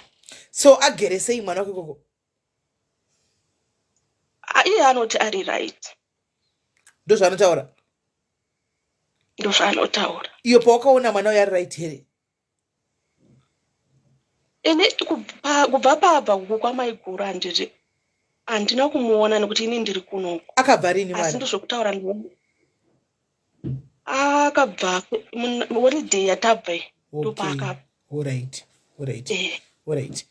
Ndopaakabva. Saka wanga uchida kuti apedze noti the other option ngoti mwana hatingakurudziri right now pakati peterm kuti bvisa mwana because kuno kana uri kuSouth Africa kuri foreigner futi nzvimbo imwe inogona kunetsa kuwana antika but kana mwana uri right yokuti mwana agere zvakanaka then it's okay. Kunoka azvimbofi zvakaita kuti auye because ini handina pokugara kuno ndongogara pandogara ipapo. Alright. Saka uchibva kuZimbabwe uchigara pamba ipapo. Ndatova nemakore ndichigara pano kubva ndichibva kuZimbabwe ndopandogara. Ana ndichinja basi. Alright. Handina kana nditongobudawo ndengovhakacha ndotodzoka ndopandogara handina kumwe kwandogara. Alright. But ushanda zvakanakako? Kushanda zvakanaka ndoshanda asi problem kandiyo chelete kuti haikwani kuti ukwanise kuti wazani munoziva kana mwana achigara nemunhu anoda kubatsirwa nechakati nekudii ndo panenge paine shuku yangu yokuti mwana Okay. ari safe. Aiwa, kana uchiconfirm kuti mwana wako wakagarapo iwe ukachengetwapo mwana wako ndo parikugara ari safe, then considering zvakutaura situation yako pano, I think it's fair and wise. Saka kuvabereki kumakaguma kutaura rini? Ndongotaurawo navo zviya zvekuti ini ndiri munhu yawo kuti andikwanisi kutaridza munhu kuti ndakabatikana. Ndichingotaura kuti ngoti makadini muri sei ndiri right.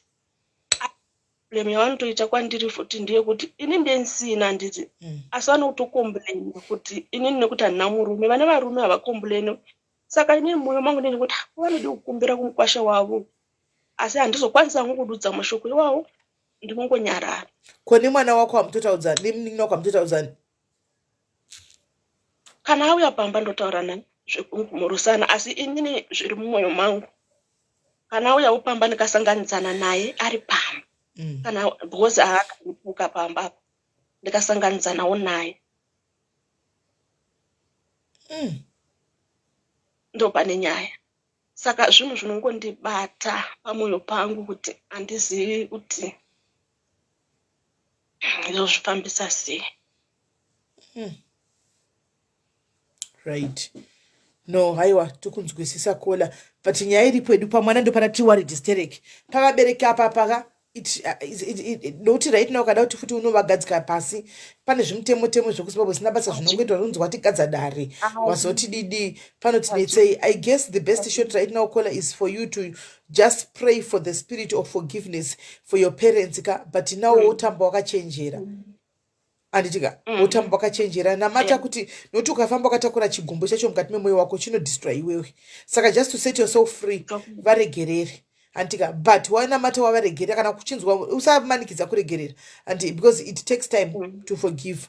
Varegerere then vangoriwo makadii vabereki vavaya kwete kunyanyisa mudhuze because vakashowa kuti vanonyanya kuda mwana wavo ushimusikana mudiki ushu akauya pamurume wako than iwewe, nokuti denda ndiri mubereki akakwana havaimbozotendera munin'ina kuti auye aovertake marriage yamukoma votora mari uyu kuti uyu abve uyu apinde, hazvaigoneka. But ndo zvavakaita, meaning to say kuti uyu ndiye favorite yavo. Saka vabereki vako, we don't choose blood. We can choose friends here but we don't choose blood. That's the saddest thing. So you vabereki, forgive them but tamba wakachenjera. And most of the times ngori kubasa dei mwari waizokutungamirira kola ukawana marriage yako nemunhu wako iye yuyu mogara mutora mwana wenyu zvakanaka mwana atokura uyu kwangoshingira kuti mwana apedze chikoro anoona then motangira ipapo then ozvigara nemunhu wako ita life yako uri kwaunenge uri nemunhu wako ikoko muchibatsirana because bereki pakaipa. Zvinhu zvakandibata. Jenny as it is right patave anogara pabasa haana pekugara, anogara kubasa kwaanoshanda stay in. Saka chero akatora mwana iform 3 chekutanga hakwanisi kuwana nzvimbo kuSouth Africa, hakwanisi kuwana nzvimbo. Zvagara nzvimbo dzagara dzikutonetsa nenyaya yedhudhulai dzikutonetsa, hadzichawaniki zvekumhanya kuzvipatara kuchaendwi zvekumhanya. Saka akatora mwana anenge aunza mwana kuproblem antika, as long as mwana ari right kwaari I think it's okay. Kana vanoda kubatsira kola you can help kola maybe kuti handizivi mwana uyu ari kumusha anti vanoda kubatsira kola nachibvunza kuti how much can it be kuti mwana tidai you can help mwana wake wakola ari kumusha then maybe buy some zimba zvimaswitsi chichi opeka achitengesa mari iyo achiwana kutenga mapedzi achiwana kutenga mabhuku achidaro. Pandiri mama tisimelika handitokwanisi kushandisa mapedzi because ndoitira mwana wangu because zvakafanana neti mwana nowana haikwani. Unotambira mari ko 3000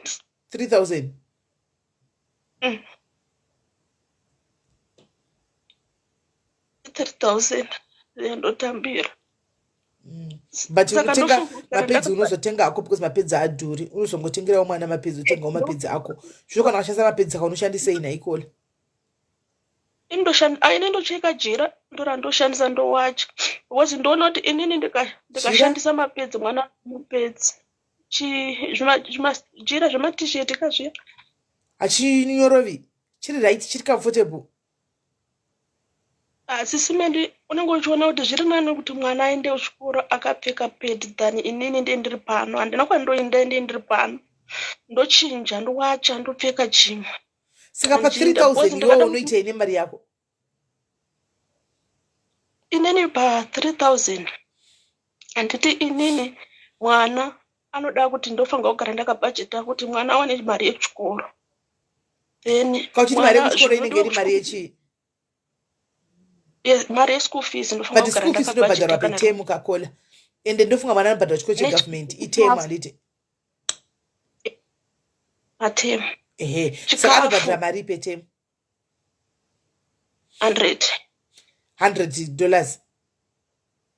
Saka petemu, that is 3 months. Ukati mwedzi unoyu waseva $40, mwedzi unoyu waseva $30, mwedzi unoyu $30 yakwana $100 ka petemu. Kweyasara yacho ndoisa sei? Unongotumira kumwana iwe wantu unogara pabasa. Aine ndogara ngu pabasa. Ndogara. But ikola zvingakutadzi kutenga mapedzi izvo zvokola. Zvokuti uchetenge nejira kuti ushandise jira unoona kuti panenge pane mwana unofanira kutengawo chikafu. Saka ukagara usina mari iwe uri wemhai ndiwe baba zvinonetsa. Ukagara usingakwanisi kuti uve uchifunga. Saka ndo zvinenge zvichidini zvichinetsa plus ndakavhiringidzwa futi nekuti mwana ndiri kukudzira kuti mwana akambotama chikoro nembadai futi. Saka zvinhu zvese izvozvo zvandine ndichiita inini futi. But mapedzi unozati mapedzi kana kuti mwana ari pasi pachanowana mapedzi anenge achiita ma7 rand 8 rand. Ipapo ndotombomatenga musipawo asi ndine ndichitoti unganiitira kuti ndikazotumira kumwana akati inini hangu ndizvandinogara panapa handina hangu problem. Mwana ndowande ndichityira kuti agare plus kana mwana munoziva kana mwana pamba pacho paanogara pane umwe mwana iwe uchichengeterwa mwana unofanira kutobatsira futi mwana ngaripo bosi ndikazongoti wangu ini wangu achidya munoziva mutauni maanenge achigara vanenge vachida kubhadharawo magetsi vanoda kubhadhara chini. Saka uzongoti siri kusaidhira mwana wako chete. Yeah. Right. Pakaipa guys, pakaipa. Kola, can you tell me your number? Dipine number yako apa ndaubatsira wakubatsire. Tell me your number. 0 what? 063 063 56 56 30 30 654 654 654 063 563 0654. Zita? Diana.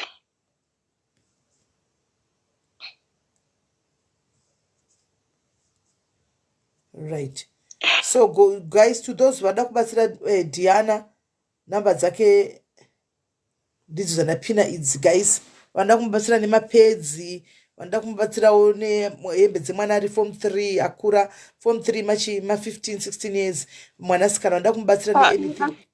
Ane bodi hombe anopfeka 40. Yeah. Alright. Saka mwana anopfeka ane body hombe. Anzi unogara kupi? Box bag. I think guys vanda kubatsira kola ngatege utisa zvakawanda wanda tinongobatsira kola nditi tiriga utisa tukwanzi haikona twapuwa mari iwo zonopa munhu wako uyushu anditika aiwa plus iye munhu wako ushu ngarige kuda kuti advantage newe just because iwe unoshanda ododa kutotengesa tora mari kwachinoodha mafurutsi ake wakamwana achitengesa zvanotengesa agari kuno angaripi kuZimbabwe munhu wako ari kuZimbabwe anotengeseko kuZimbabwe zvimutari muno handiti sisime ndogara nditaura nemiwani kuti ndinotosvikarira muno mandogara kondotaura nevanhu vakawanda zveini ndendezvandisazivi nditaura nandotaura nevanhu vakawanda saka munhu wako imakatomboti masanganai takangoonana kawani hedu kwete zvokuti tingaita zvekungotaurana pose tinobva kusaidi kumwe chete makatosangana zvokuonana nemaziso bonde hamusati maita aiwa hatisati kuzvomozoita rini vanenge muchidana gore rose munhu anotanga ambobvisawo asi akati haana kuremara chiuno handiti stroke haina kusvika nokuti handisi ndikutogudza hatiwodi masurprise kola wainta kweka uchiudzwa kunzi alright anti poriji yanetsa poriji yakudiwa Yes, porridge. Porridge yakudiwa. Hazvikuda zvepasta zvara porridge. Okay, so atizodi zvokuti iwozo tozonzwa kuti mumba wodzoka kuti simerinda munhu akanga achindiudza kuti kwai chiuno changu chinoshanda ndakaremara gumbo chete ndaona chiuno chisingashandi sare ida kuti uwe sure handitika kungokuprepeya nokuti varume havatauri chokwadi. Aiwa ndodzoka kwamuri kana atauri lesi wapataura chokwadi ngori zvingoperera pagumba apa because zvinozoita problem mangwana wapinda mumarriage zviudzwa wonoudzwa kuti wakandida ndakadada kuza ndakaremara ndakandoremara zvose nekuchiwest uko zvakuzonetsa. chokwadi. Alright Kola, thank you very much Kola. Ndaisa nhamba vanoda kubata chakubata ipapa nditika but ivo vabereki ramba wakadi uvaregerere but chivaregerera chiziva pekutambira. Know your yourself. De mwari vazokutungamirira nemunhu wako imazogona kuroora nawo rimwe day uite life yako siyane navo. Asi ada kuroora ari promisa uda kuroora kana pakadaro pakanaka rogwaima inini anditika. Alright, pakanaka munin'ina wangu uchengetedzwe naMwari unyaradzwe zvakare and all is well.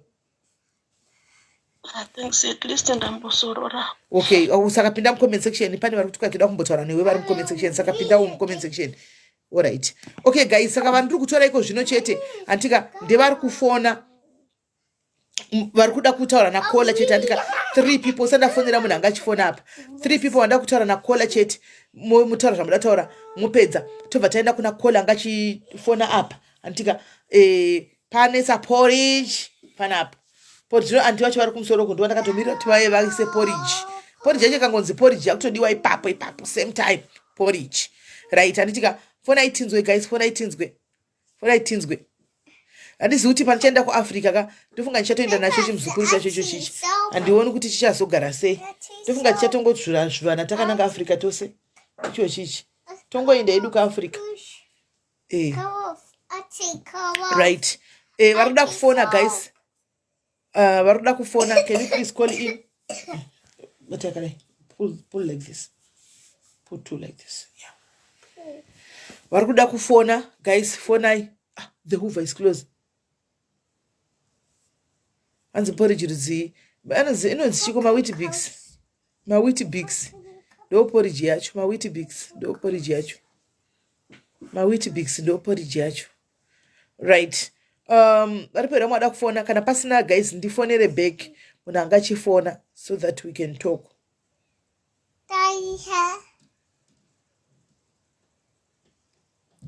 Aiwa guys muri kutoseka nyaya yekuti kwaenda bvunza nyaya yekuchiuno ndikutaura in honesty guys real talk issue guys real talk nokuti zvinozonetsa apinda mumarriage andimona varume vanonyepa guys varume vanokunyepera guys kuti ndokutengera ndege ini mutamba nevarume saka ndanga chiziva kuti ndakastroka gumbuka ozoti apinda marriage onzi wakandida ndakadaisha ini neuku kwakadostroka ari ngada munhu anongomuchengeta wanogara naye chingokadhila zvake andimona saka kuti tagara akaziva it's best kuti agara achitoziva andimona it's best kuti agara achitoziva kuti zviri kufamba sei andimona it's best andimona it's best right. Regai tifone back tifonere munhu anga achifona.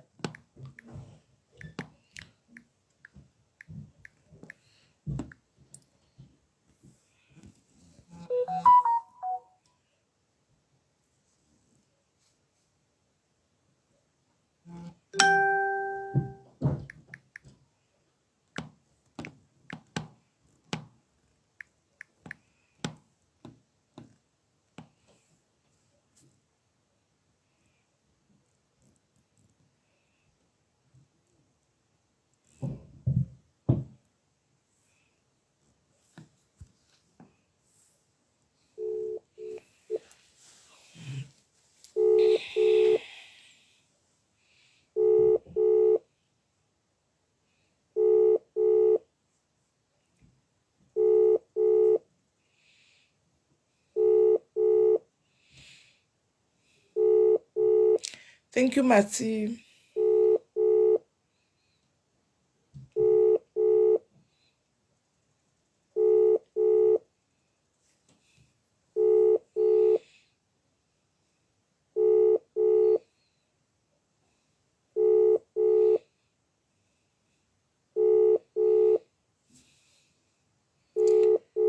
right achabati phone and such zvinofamba sei kuda kuti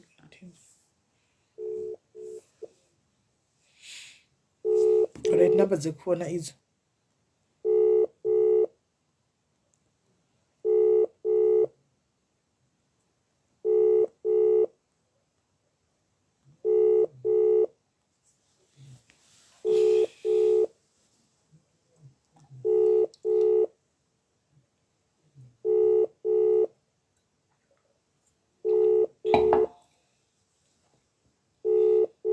right amene ndofunga abuda usasiya something or something anditika right fona itinzo guys kana varipo vamwe vari kuda ndaisipina nhamba kana varipo vamwe 2-3 vari kuda kuconfessawo confession yavo can you please call in guys kana varipo vamwe vari kuda kuconfessawo anditika can you please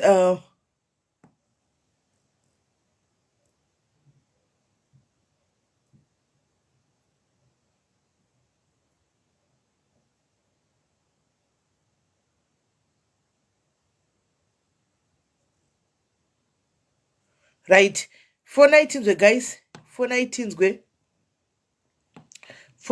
guys fona itinzwe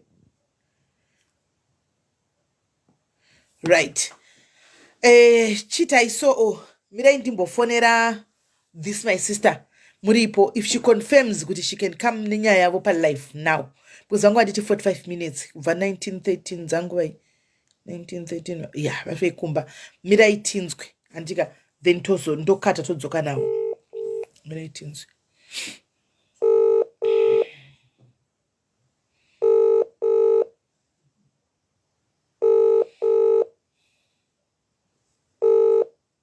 akoma muri right mushe maakumba here ndo kumba ndatosvika totaura kona iyono yeah but ndachotanga before going right I had some questions and some references. okay taura mutaura nini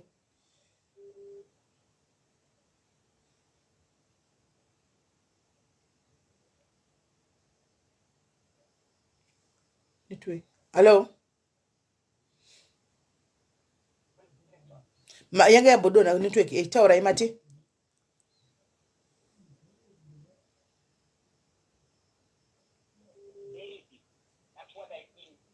handisi kunzwa foni yenyu breaka mati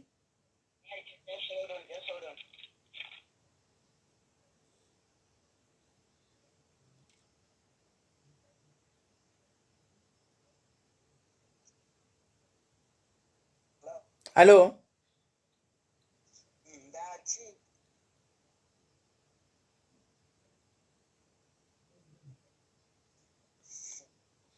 nevako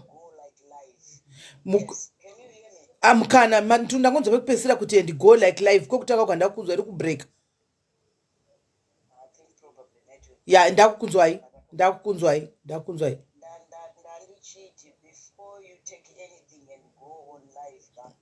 I was of the suggestion that munonoproba vanhu venyu moona kuti mobu yenyu nini nokuteererai what does he think about the whole issue? No, don't worry about that one takamboita so I know this can actually even I'm a little bit apprehensive about it okay because it's a matter of car.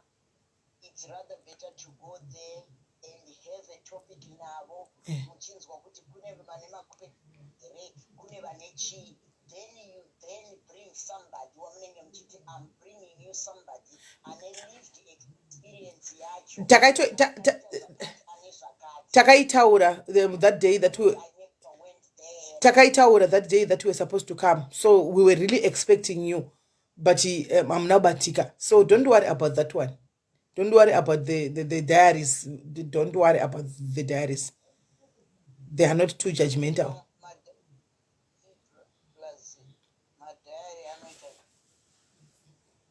Aiwa havasi judgmental plus tinotokontrolana pachedu. We control each other.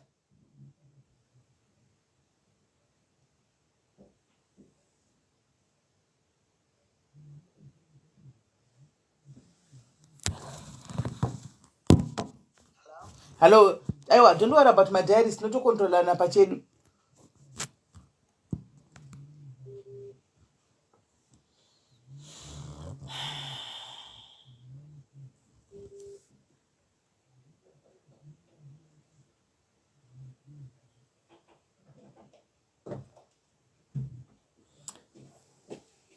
Hold on.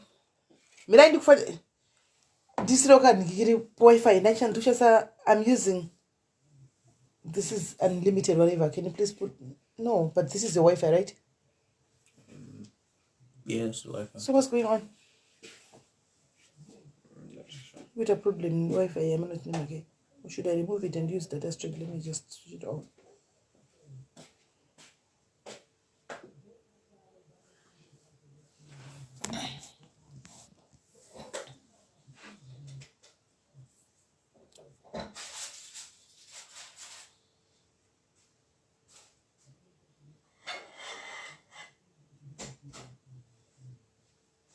Network, guys, but it will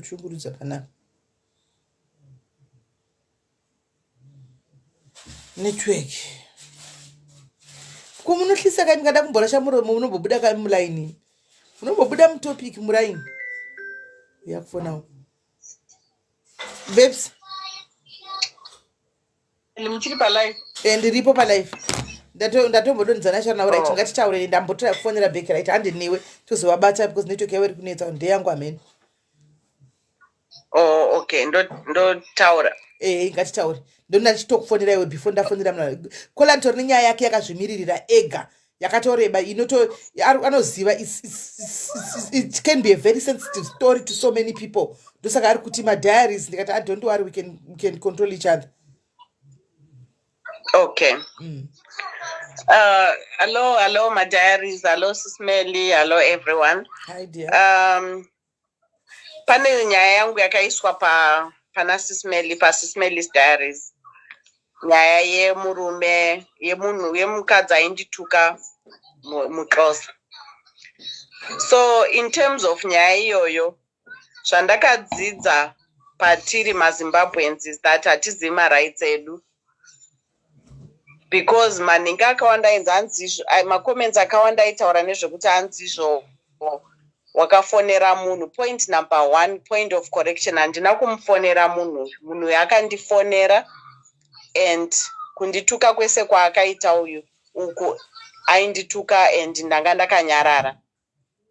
Handina kunyarara because ndanga ndisina zvekutuka back kana kuti zvekutaura. In actual fact handizi kuti munhu anotukwa sei. Saka ipapo akandi overpower musikana uyu.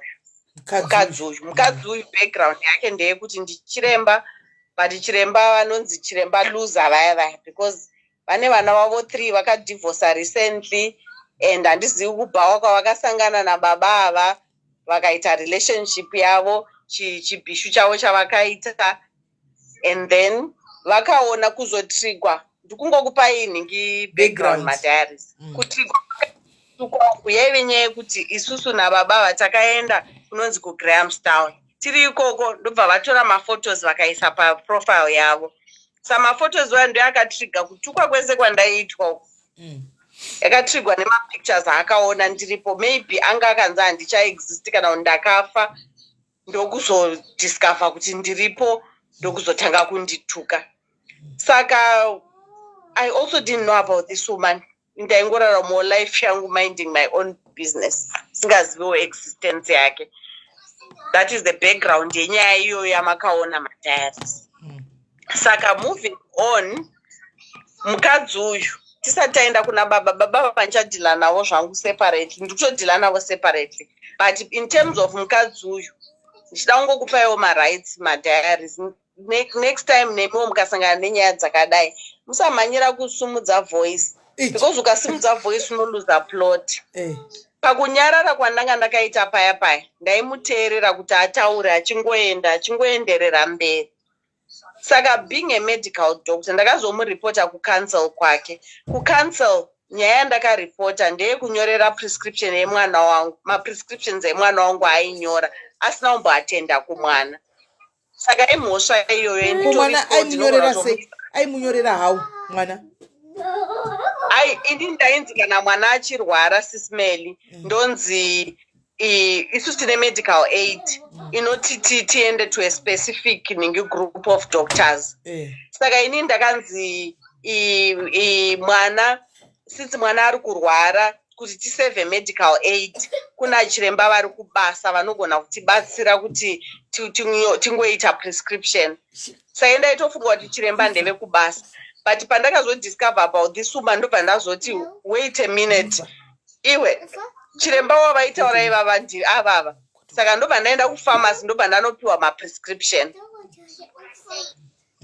anga akanyorwa nemukadzi uyu saka mukadzi uyu ainyora hake maprescription ari mubhedhi make kana kuti kupi kubhawa kwavaisangana saka council now is saying tipe chitipa medical record yemwana wakanyorera maprescription iye haana kumboona mwana in terms of the medical field ifraud yaakaita and address yaakashandisa haitombori address yake iye haana uyu mukadzi uyu akadzingwa basa kwese akashanda kumabasa akawanda akadzingwa as it is right now ari kugara nesister yake haana pekugara haasi kushanda saingonyora ende ukatotarisa prescription yacho ndikakuisirai panapa madhayarizakuti mwana ngatimbodzokeera kumasure kweiwewe murume wako nemukadzi uyu zvazvisvingo zvisiri chihure chete here iwe panga pava nezviripo here zvimwe changa chiri chihure chekubhawa vanhu vavakasangana ubhawa vaingosangana ubhawa handi munonzwa chero achitaura pava munhu akatodhakwa ende baba vanodhakwawo futi mboko sezvinongoita uyu munhu wavo uyu zvekutoti vakatoita partnership vanhu vanotogarisana zvakanaka because zvidhakwa tu zvinenge zvasangana zvezvitopindirana pabreak vonyatsoita marombe tu anoonekera tu rombe zetu anenge asangana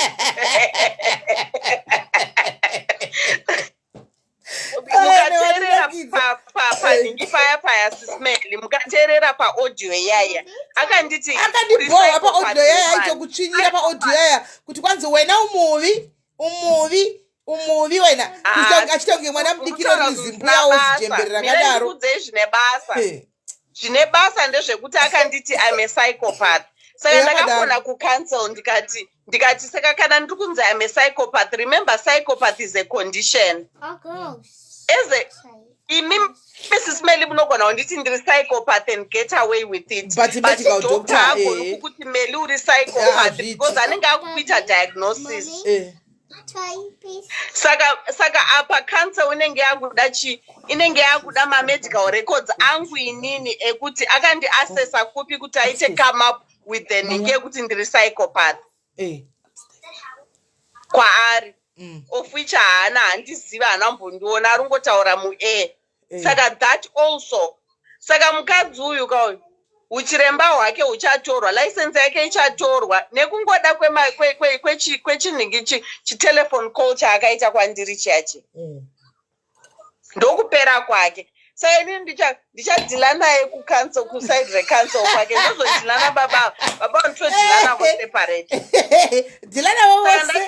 dhilana vose nekuti vose isi zvikuru sei murume wako ndiye akatoenda kune munhu iyeye benzi remurume hatimbotuka murume wako benzi akaenda but uyu kuda kurebesa muromo because kana une problem neboyfriend yako sota neboyfriend yako chero iri married sota naye ikoko iwe kana une ndingi boyfriend inino kana ndine problem nemurume wangu ndosotana naye separately from you but magatsi ekuda kuzondituka aya ndo ari kuita kuti ndiite power yekuti ndichadhila naye ende maways acho akawanda chero kundituka ikoko kune inonzi criminal injury andogona futi kumuchaja nayo zvakawanda sisimeli zvandogona kuchaja uyu because semukadzi futi ari kuhurirwa nendingi ndendinotoriwo nehasha but hasha dzangu handina kudzibvisira patelephone call because hazvindibatsiri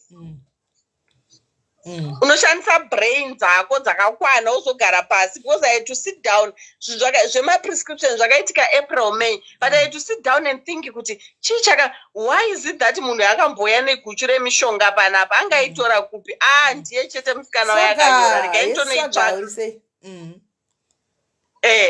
Shamwari, dhila nemunhu, but uchidhila nemunhu, mira ndikutaurire. Don't ever deal nemunhu nemaoko, usamboshandise maoko ako. Dhila zvakangwara. Zvakutoita izvo bho zvekuti. Ende asi uchipedza dhila futi nembwa. Pane mbwa yakatanga kufamba ichinda kunoti kune munhu uyu. Mhoro imakadi yenyu munonzani ndipewo phone number. Iyoyo mbwa iyoyo ndoyo inofanira kudhiliwa naizvo kutodaro. Apa haisi akusi kuti anzizvo munhu anenge atanga paurika. Anenge asina kutanga pane munhu iyeye. Anenge akagara nechihure chake achitongochiita kubva kudhara. Ende futi pasina kutomboti mukadzi uyu ndanga ndatongoone pfungwa dzekuti baba vauda zvekutongosiyiwa because kana munhu asingadzoki kumba 3 days asingadzoke kumba. What does that mean? Anofarisa. It's saying something. Anofarisa. Kufarisa Anofarisa. Saka ndo nyaya ndachida kungoudza madhayaris kuti musatombopusiswa nevanhu vemuno ava muchifunga kuti vane yese havana kana madofu ekupedzisira. Muri kuwa here advice muri kupiwa nakola guys anga ari mukutsva mazuva apfuura aya. Mazuva apfuura bhuru wangu wazi anga ari pastikeni achitsva achibati ndomudira chinhu 1 kuti anopedza hondo dzake. Anopedza hondo dzake ndakuudza ainga anopedza hondo dzake ari 1 uyu musanyanya kumuvhundukira igamba rekutodaro mosvikana kumapena. Anamona saka ari kukupai feedback kwakasvika kuti ndakazosvika pakunoripota kucancel kuti medical doctor ari kundidiagonize inini asati ambondivheneka kuti ndinorwara ndine chigwere chemental health. Saka ndoda kuti zviongorogwe zvinove zvaita kuti mai ava iko zvino vachive panguva yekuti vave pataiti. Ende pazvino paunenge apinda patete murume anobva atizodzokera kumhuri yake. Ndozvazvakanakira manje. The moment my girlfriends hadzi the moment most of the times the moment mukadzi anongoziva dhiri rabatwa murume anotiza akangwara anodzokera kufamily yake anodzokera utanga kutomira family yake kuti ashamwari waizana nepukadzisira neniputsaiki ndezvako izvo ndozvinoita varume. Saka muri kunzwa kanditika vasikana zvamuri kunzwa nakola muri kunzwaka. Ndakaona vamwe vachitanzizvo ane mari dzake musanyeperwa kudzanzi chero munhu kune mamwe marombe emadokta kune marombe emaloya kune marombe anything. You can be where you are. Tine vanhu vasikana vebasa vari kuvaka dzimba manyama kuZimbabwe. Saka musanyeperwa zvezvo kunzanzi aenda nachiremba itori rombe ititle chete ingori title endiko zvino from urombewo ari kutorerwa license yekuti hachafi aoperata futi muno muSouth Africa. Saka musanyeperwa zvazvokuti ningi chero chipicture chamaiona chiya ndakasangana naye ndakatozomunongedzerwa nemwana wangu ane 6 years SIS-MELLY kunzi ndiye because akatongosviba zvandakaita izvi ende ini nditori kaningi nditori kambama manyama wazo ndizvikorese iwe ndiwadi zvikoresa manyama 47 andakana dumba andakana chi utozotarisa munhu wofunga kuti asi baba vanga varasika pai but ngavaende kana maybe pane zvimwe zvinonakidza zvisiri izvozvo asi ndakatomunongedzerwa nemwana wangu ane 6 years kuti ndiye tatopesana tichibuda munhingi mushopu convenience shop yepagaraji iye achibuda ndichipinda kana umbomuona kuti ndiye because ndine picture yenyu yakafiltwa yepanhingi yepainternet. Ini ndakaona kuti zvaikutuka muaudio ndakaona kuti hakuzivi ndakatoseka ndakaona kuti haazivi hakutombokuzivi zvachose because zvinhu zvaitaura ka munhu aivhunduka mota yake kana ndakati anoziva kuti nofamba nemota yakaita sehere ndakatoseka zvinhu zvaitaura muaudio riya ndisa ndakatega ndingoposta zvangu because I could see kuti haakuzivi ndakatoona mota yacho ndakatoicheka ndeyasister wake iye haana chero iwo murume wachona akatozoadmita kuti imi mutozvinetsa hanzi munhu haana kana chinhu akatodzingawo kubasa kuBloemfontein uko akarambwa nemurume akadi anotaura kana zvaipa murume anodurura anotaura akutidurura manje ndaseka. Alright, iripo. Thanks my sister. Ngatimbotsvaga munhu anoda kubata apa. At least I'm happy today you are laughing. Thank you so much. Alright, sharp. Ndakamborara 2 usiku wese achichema usiku wese achibhenga madhoo achiita sei achidini. I'm like wow. Andimaona. Ndakati ya panga pakaipa. Andichika panga pakaipa. Right. Wanobata kola futi mbona. Aiwa music atiridzi panapa. Music panapa atiridzi inotikanganisira monetization.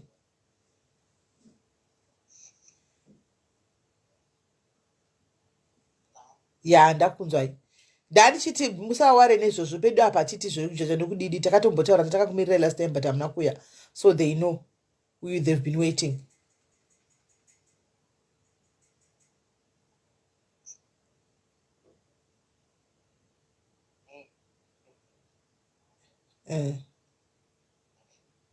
Right, saka ndokufonerai kana ndangoitanga.